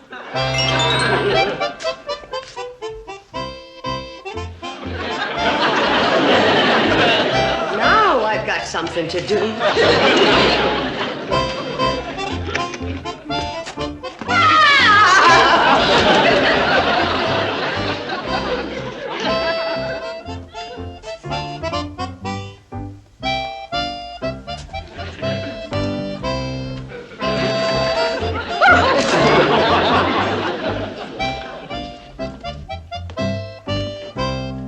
Uncle Joe? Uncle Joe!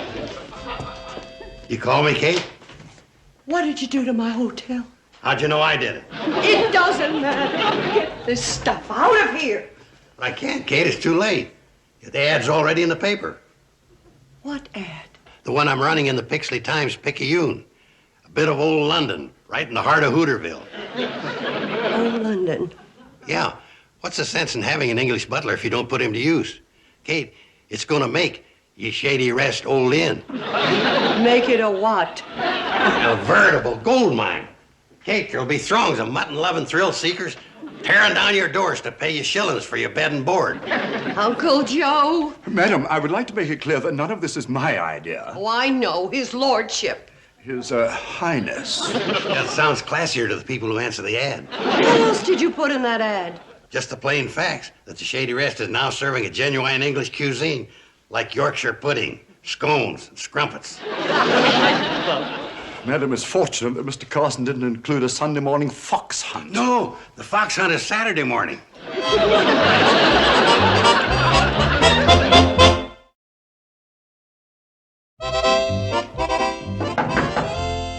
Who is it?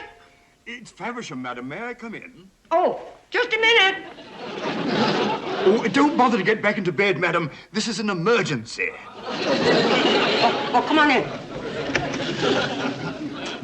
What's the matter? This, madam. Grand Tally Ho and Fox Hunt Saturday fortnight. Grand Tally Ho Saturday fortnight? It's English, madam, but I don't know what it means. $3 per couple, including a butler-served hunt breakfast. I know what it means. I'm cooking it, you're serving it, and Uncle Joe's getting $3. Mom, did you... Oh, you did. Where's Uncle Joe? He's out fox hunting. You mean to say he's out practicing? No, he's hunting for a fox for the fox hunt. I keep telling you, Joe, I ain't caught a fox in years. How about a woodchuck? Newt, you can't have a fox hunt with a woodchuck. Well, I could let you have a nice weasel for $2. How would it sound to hear people hollering, "What ho, the weasel"? Sounds all right to me. Just because you ain't English. Hey, how about him? Joe, that's a possum. Oh, you wouldn't want her nohow. Look, she got short legs, and she waddles. She'd have trouble out walking a duck. I gotta have some kind of an animal for them fox hunters. No, not him. How about the raccoon? How much you want for him? How high you go? I ain't gonna tell you how high I'll go till you tell me how low you'll go. Well, raccoons are pretty scarce lately. 50 cents. It's a deal. Joe, you got yourself a fox.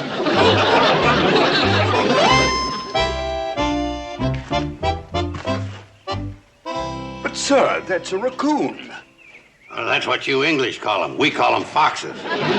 Raccoon by any other name will still smell like one to hounds. Just plain, why don't you leave this fox hunt up to me? Now, all you have to do is see that the yoiks are in the right place and that we don't miss no tally-hoes. Come on, guess what? Uncle Joe's got that. Uncle Joe's got his son. One at a time. If anything happens to that raccoon, it's all our fault. I wish we'd never heard of Gibney's tomato sauce. Even one at a time, it doesn't make sense. Let's see, now you're afraid that somebody's going to give Gibney's tomato sauce to the raccoon. No, Mom. If we hadn't won the butler in that tomato sauce contest, then Uncle Joe would never have thought of a fox hunt. And if he hadn't thought of the fox hunt, he wouldn't have rented Newt and Kylie's raccoon. And if anything happens to that raccoon, it's going to be our fault. Oh, I see. We gotta talk Uncle Joe out of this fox hunt. Well, Faversham tried and I tried, but Uncle Joe's gone so far, he's already selling tickets. I'm afraid it's too late.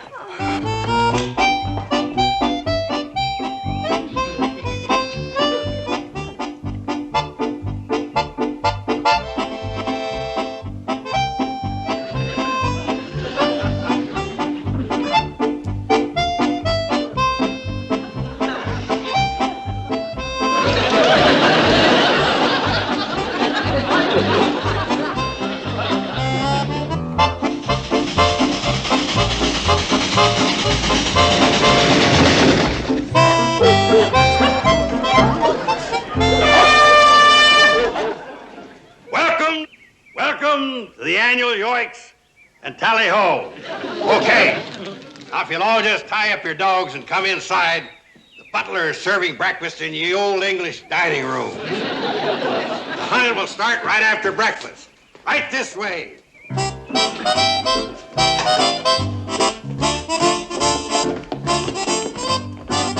Madam, you shouldn't be doing that. Well, somebody's got to help with that hungry mob out there. It's only right I pitch in. Yes, the way those table knives are flashing, it's like a dueling scene from The Prisoner of Zenda.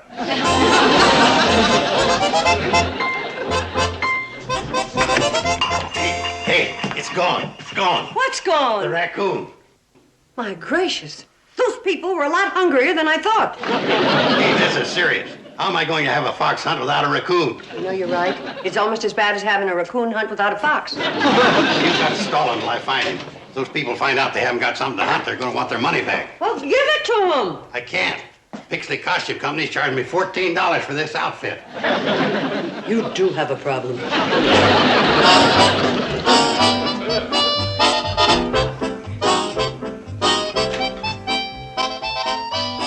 I've got the answer.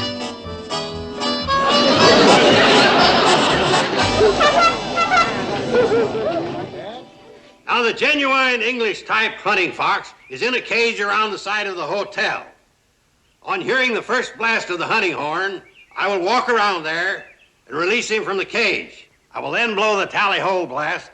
You will release your hounds, and the hunt is on. Now, remember, this hunt is being conducted by the Marquis of Queensberry rules.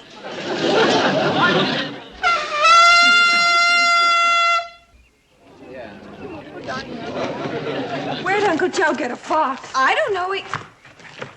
That's not a fox. That's our dog.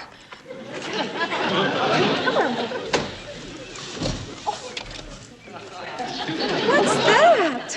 It looks like Mom's fur piece. Leave that fox alone. Uncle Joe, you are not I'm just doing this for your mom, so her old English hunt won't be a flop. Just find yourself another fox.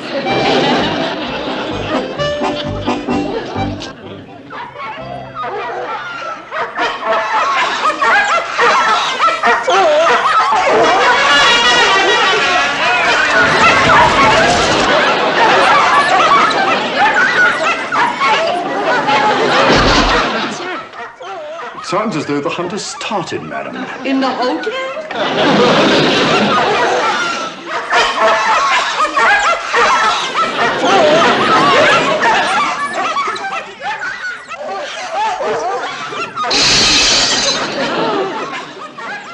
Madam, about that stack of dishes. Don't tell me!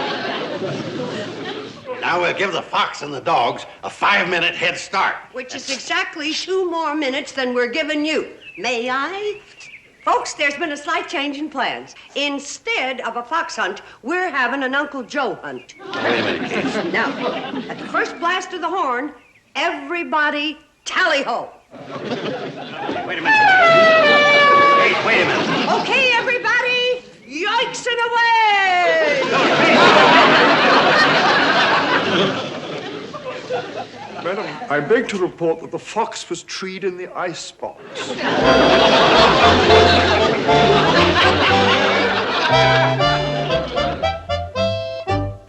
It's been a pleasure having you here, Mr. Faversham.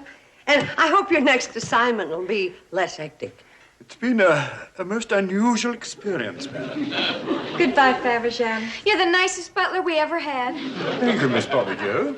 Betty Joe. So long, Just Plain. If you ever need anybody to organize a fox hunt, you know where I live. I'll never forget. Kate! Kate, guess what? No, it's my turn. No, it's mine. You don't have to. We won another contest. The surfboard pineapple contest. Second prize, a luau in your own home. A warrior night at the Shady Rest. Now all we need's a pig to roast. One of you girls want to help me light the barbecue?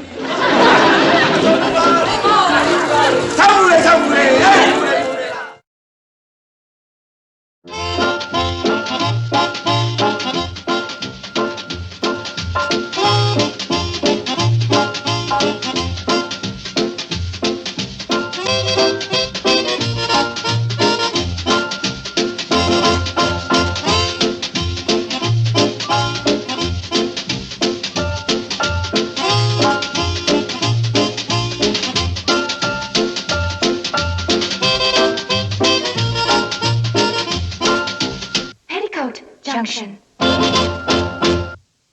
This has been a Filmways presentation.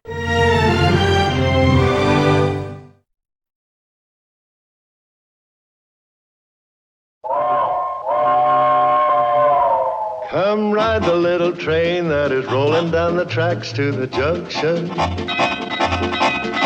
Forget about your cares, it is time to relax at the junction. Lots of curves, you bet, and even more when you get to the junction. Peoticoat Junction. There's a little hotel called the Shady Rest at the junction. Peoticoat Junction. It is run by Kate. Come and be her guest at the junction. Peoticoat Junction. And that's Uncle Joe. He's a moving kind of slow at the junction. Peoticoat Junction.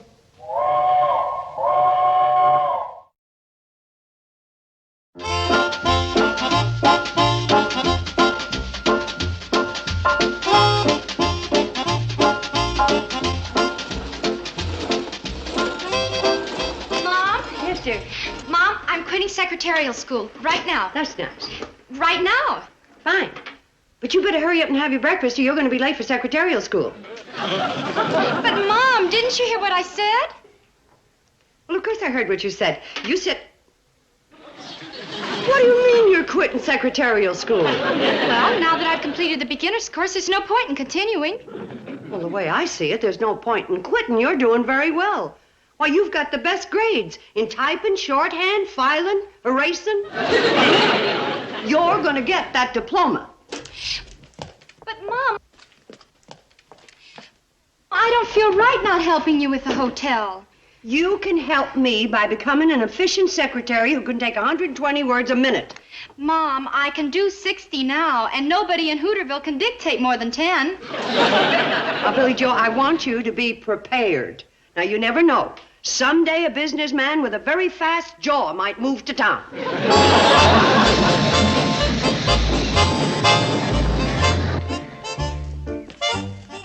Hi, Billy Joe. What's bothering her? Oh, she has some crazy idea of quitting school so she can help with the work around here. Oh, I can understand that. You can? Did you ever have a crazy idea like that? I know what's bothering her. She wants to earn some money, and she can't do that while she's going to school. Why not? Well, how can she? Well, it's easy.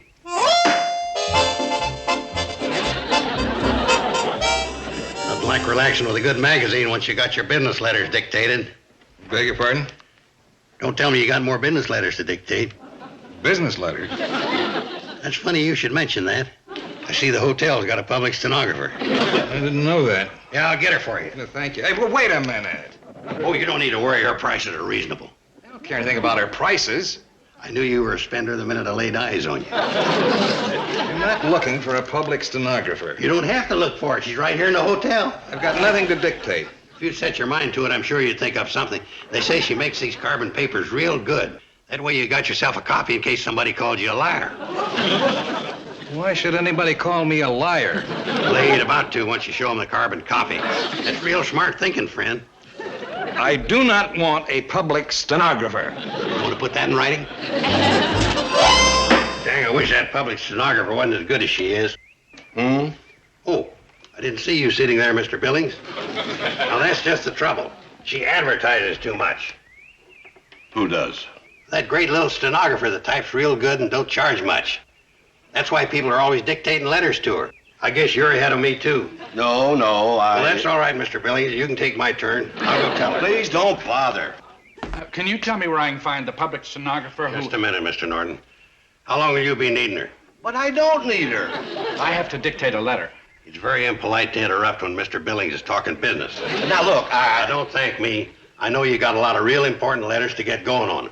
Will 1 o'clock be all right, or will you be wanting her sooner? Oh, hey, Mr. Norton, you can have Mr. Billings' turn.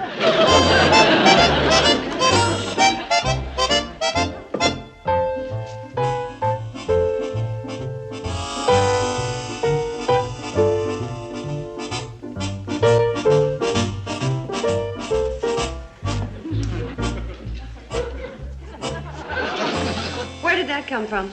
Well, Kate, that table's been here for years. I was talking about the sign. Sign? Oh, well, you see, there was such a big demand for a public stenographer. The guests were just hounding me that I just up and made that for Billy Joe. I told you I wanted her to finish secretarial school. Well, with all the paid practice she's getting around here, it wouldn't surprise me none if she finished head of her class. Paid practice? Yeah, she's taking dictation from one of the guests up in his room right now. Oh. Well, she must be so proud to... His room? That nice old Mr. Billings? Middle-aged Mr. Grant?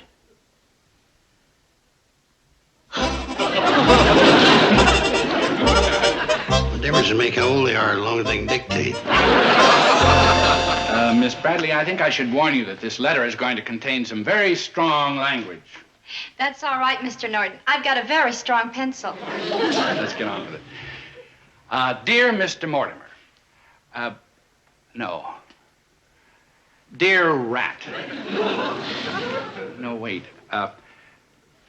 You rat, how dare you? Would you believe it, Miss Bradley? This Fink led me on to believe that his company was about to give me a big order, and then he cancels out. Oh, that's a shame. But you'll get more orders. Well, that's not the point. This Mortimer's got me in a jam with my own outfit. Why, on my say-so, the head office has turned down other orders just to give Mortimer a priority. Oh, well, let's get on with the letter. Read back what we have so far. You rat, how dare you... So you think you... Need more towels? You're right, Mr. Norton, and here they are.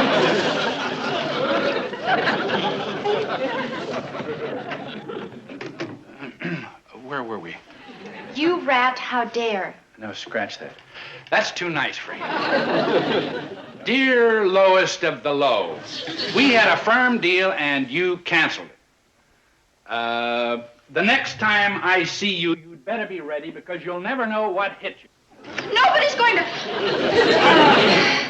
say our guests need clean towels. You'll never know what hit you. No. That's not nasty enough for you. Dear Snake, you are so slimy that you could crawl under another snake and... Mr. Norton, I know it's none of my business, but this letter starts off so angry, Mr. Mortimer might tear it up before he gets to the real good part. Right. You're right. I'll start off nice and friendly and save the clincher for the last, where I compare him to a skunk. Oh, that sounds wonderful. Dear pal, even though you canceled that big order, I understand. When I get back to town, I'd like you to drop by my apartment. Just put the towels on the dresser, Bobby Joe.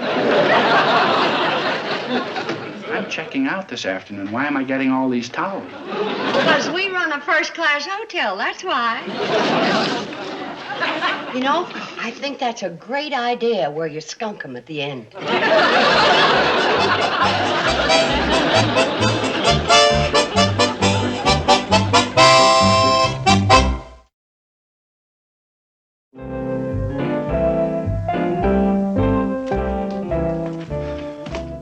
Welcome home. How was the trip? Please, Gloria, I just ate. Mr. Mortimer just... Don't mention his name. He canceled the order. But he just phoned. He talked his boss into changing his mind. There'll be a check in the mail for $15,000 in a few days. He did? Well, good old Frank. Boy, am I lucky. I wrote him a letter that would have... Well, frankly, I didn't mail it because I was trying to think of something stronger than a two-faced skunk. I'm certainly glad that I... It's gone. I've lost it. Well, where did you see it last? As a private treasure hunter, can anybody play? You know that Mr. Norton came all the way back here to find a letter that he lost. The one that Billy Joe wrote so good? That's the one. The one of the fellas stabbed you in the back with a canceled order? Exactly. Yeah, well, you can stop your hunting. I just found it a little while ago down by the station. How can I ever thank you? No thanks called for. Mailing lost letters for guests the service of the hotel. If Uncle Joe said that he mailed that letter, that you can... Uncle Joe! You mailed that letter? That's what I've been Well, I didn't actually mail it. You didn't? Well, I found it, and I gave it to the dog, and he run it down to Floyd at the station. No need denying it. When Mortimer gets my letter, he'll put a stop payment on that check. Well, you should have thought of that before you mailed it. I didn't mail it. It dropped out of my... Oh, Mrs. Bradley, if I don't get that letter back, I'll be ruined. Well, that shouldn't be hard. Sam, I want you to help me get a letter back. Kate, I was here first. Yeah, I know, honey. Sam. I'm planning on making a fruitcake. Now I'll need some cherries and some figs. No. My youngest breaks out from figs. Try some dates, Lena. Sam. Good idea, Kate. Date, Sam. And 5 pounds of walnut. And I think I'm out of nutmeg. Or is it cinnamon? It's nutmeg. You borrowed some from me last week. Sam. Cinnamon. Nutmeg. Sam. Cinnamon. Nutmeg. A large can of nutmeg. And then a couple of pounds of, let me see. Lena, this is an emergency. Would you just let me talk to really, Sam, please? Well, I guess I can come back later. Thank you. What is it, Kate? Well, Sam, it's about this letter, and it was... Oh, excuse me. Sam Drucker's General Store. Hello, Newt. Pinochle? Tonight?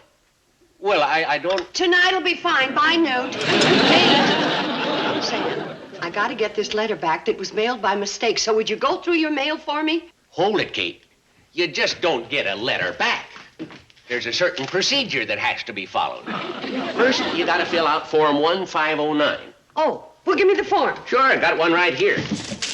I pride myself on keeping a tidy drawer. I'll sign it. Kate, when you finish filling that out, I'll send it to Washington, and they'll mail you one of these.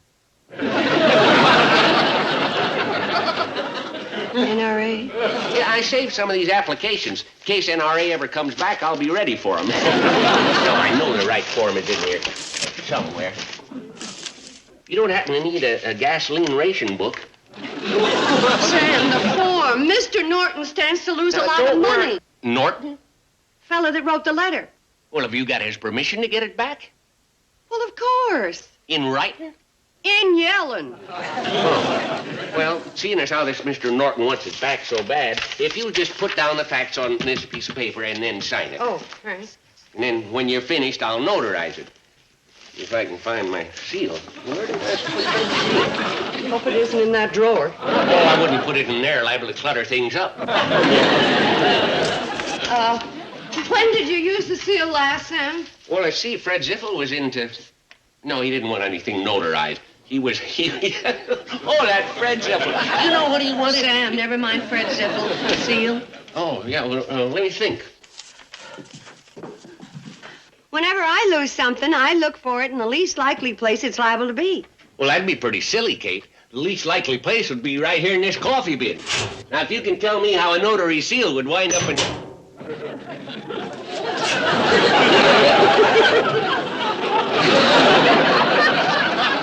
Now all we have to do is find form 1509. Oh, Sam, would you let me look? I feel lucky. You know, mothers are awfully good at finding misplaced articles. Oh, well, I'll be danged. I did it! Yeah, you found a pink slip to my old Stutz Bearcat. I haven't seen that thing in years. You remember that old Bearcat of mine? Well, of course, I put him right here so I'd be sure to find him. 1509. Oh, Sam, I'm awful sorry to put you to all this trouble. Oh, it's no trouble at all for a man who keeps his inventory right at his fingertips. Okay. Where's the letter? Well, that'd be over at Pixley Post Office. What's it doing over there? It left here about an hour ago, the way the mail usually does. Well, why did you have me fill out these forms? You'd have to fill it out anyway when you got to Pixley. Did you ever see that drawer over at Pixley?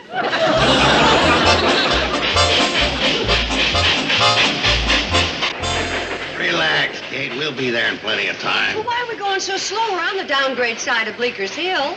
What are you going so slow for, Charlie? Kate's got to get to Bixley. I got it on full throttle now. Look at your pressure gauge.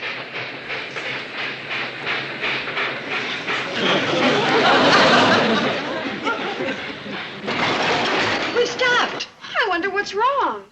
Oh, the train's probably stopped for Mort Finney's Holstein. Why would they stop to pick up a cow?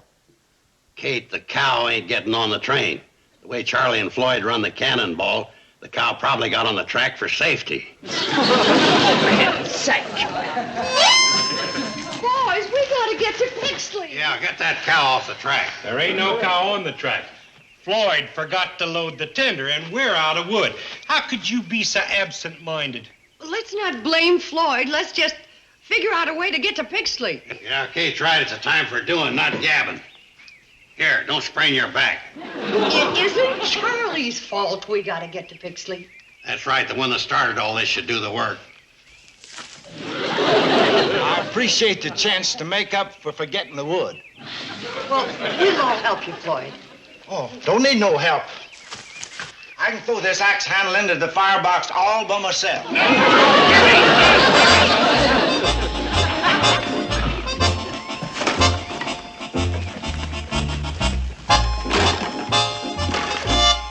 What's that? Oh, no. Well, all the wood in the world ain't no good unless you got some tinder to get her going.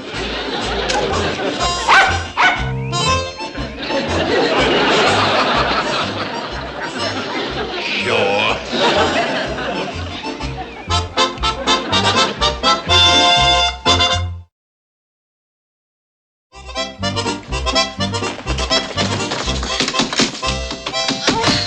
There's nobody there, and it's dark, and the door's locked.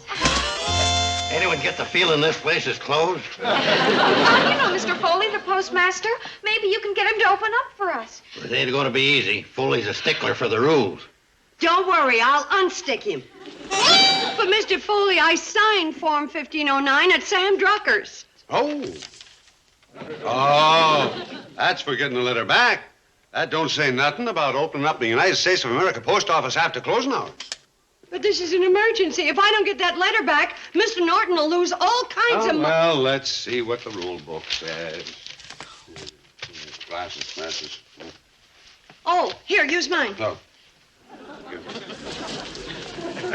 Rules and regulations. There we are. Emergency. Page 298. Page 298. Page 298. Emergencies. See footnote B. Footnote B. See page 302, footnote D.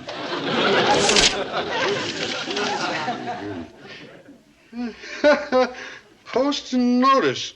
Arrangements should be made for a bulletin board in a convenient place in the post office lobby for posting notices. By golly, I ought to get me a bulletin board down to my office. That'd be very nice, Mr. Foley. But that's not what I'm interested But in. you should be. The United States Post Office is... No, sorry. Let's see. Footnote D, special circumstances. Why doesn't the rule book tell you to turn to the right page in the first place? I can't. Why not? It's a rule. Any person eligible for other federal employment may be appointed postmaster subject You're reading footnote D, and you want footnote C. Oh. Window service may be extended whenever it is specifically determined to be in accordance with the need of the community. Sorry, Kate. Sorry, Kate? You live in Hooterville. That ain't our community. Mr. Foley, if I don't get that letter back, Mr. Norton is going to sue me for $15,000. 15?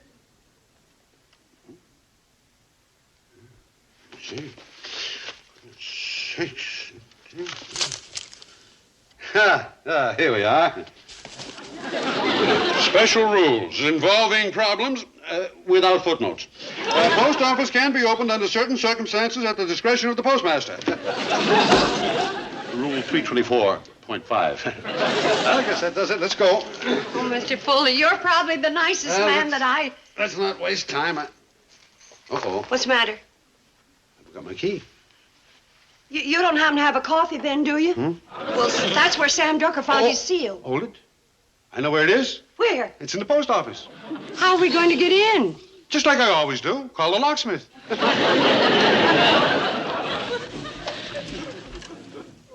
hi. Hi. Get me Tad Fisky, please.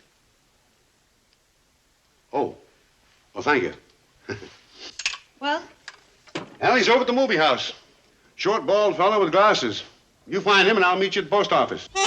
He's a short fella with bald glasses. What your mother means, you with a bald fellow with short glasses. That's what I said. We know. But I ain't seen all the pictures. Well, they all end the same way. The good-looking fella stops the one-eared man from blowing up the universe. Oh, heck, I know that. But what about all them pretty gals running around with them little bathing suits? Did they get blown up? Oh, no. The hero drives off with them. Only the girls in the regular bathing suits get killed. Now, Mr. Fisky, you stay right here while I round up the rest of my family, huh? I tell you, I'm not Tad Fisky. I know you want to see the rest of the picture, Mr. Fisky, but this is an emergency. He's Tad Fisky. Evening, Mr. Fisky. How's the missus? You see, Lion gets people no place. He just wants to see the rest of the picture. I'm not Tad Fisky. But, Mom, I want to see how the picture ends. It'll say the end. Now, where's Mr. Fisky? He was here just a minute ago. I told him I'm not Tad Fisky. Well, the next time you come to a show, don't be short and bald-headed and wear glasses. Well, come on, let's go find him, and this time don't let him get away. But it ain't right to leave just when the one-eared man is sawing the hero in half. Not the real hero. That's his double. Doesn't matter if he gets it. Please stay right here while I get the others. Evening, Mr. Fisky. I knew you were Mr. Fisky. Now, you girls stay right here while I find Uncle Joe, and that isn't Mr. Fisky. Sorry. No, don't touch me. Please, don't touch me. Now, listen, you girls don't move from this. But, Mom. You can see it when it comes on television. Gee, I wonder if the heroine has found out that the bad guy put dynamite in the toaster. It wouldn't hurt if one of us peeked. I'll peek. Now, you two stay right here. Oh, no. She's not gonna... Oh, no! We gotta get Fisky. We need to find him. We gotta get down to the post up. You ain't Fisky. You figured that out all by yourself, Uncle Joe. Now, where are the girls that told him to wait right here? You go that way. Boy, was that ever exciting. Wow, Mom almost caught us. I doubt Foxman but taking off his glasses. Uncle Joe, that's not the man. How do you believe me? Look, mister, You may be able to fool these youngsters, but don't go thinking you got a boob on your hands. I've read enough of these detective books, I know. He's Fisky. Let's take them both, just to be sure. He's got it open, Mom.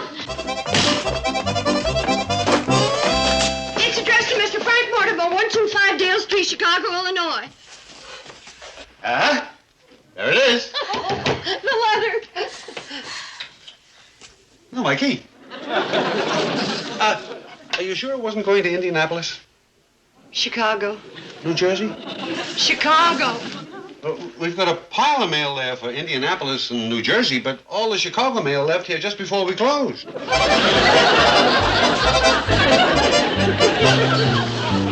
Great. I'm sorry, Mr. Norton, but we tried. Thanks, I know you did. $15,000 down the drain. If you want to write another letter, like a resignation or anything, Billy Joe'd be glad to do it for nothing. Mr. Mortimer probably would have given me a lot more big orders in the future. Hi, everybody. Hi, Floyd. I'm sorry about the letter, Kate. All those commissions. That post office sure is hard to get along with. Well, they're just doing their job, trying to deliver the letters we mail. Well, they wouldn't deliver this one. I wanted to do you a favor, so I wrote special delivery on it and mailed it, but I forgot to put special delivery stamp on it, so they sent it back. Oh, well, that's all right, Floyd. Well, don't you worry, Kate. I'll buy 2 special delivery stamps and put them on it, and it'll be delivered twice as fast. You do that. You see, Mr. Norton, other people have problems with... What special delivery letter?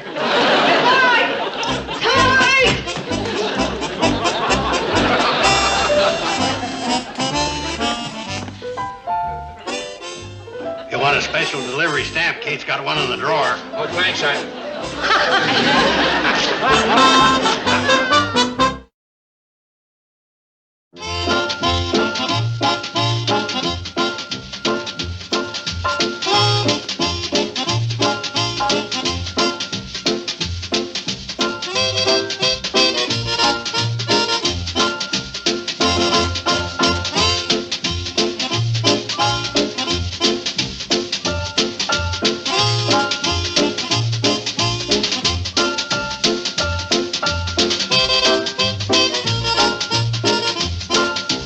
Peoticoat Junction. This has been a Filmways presentation.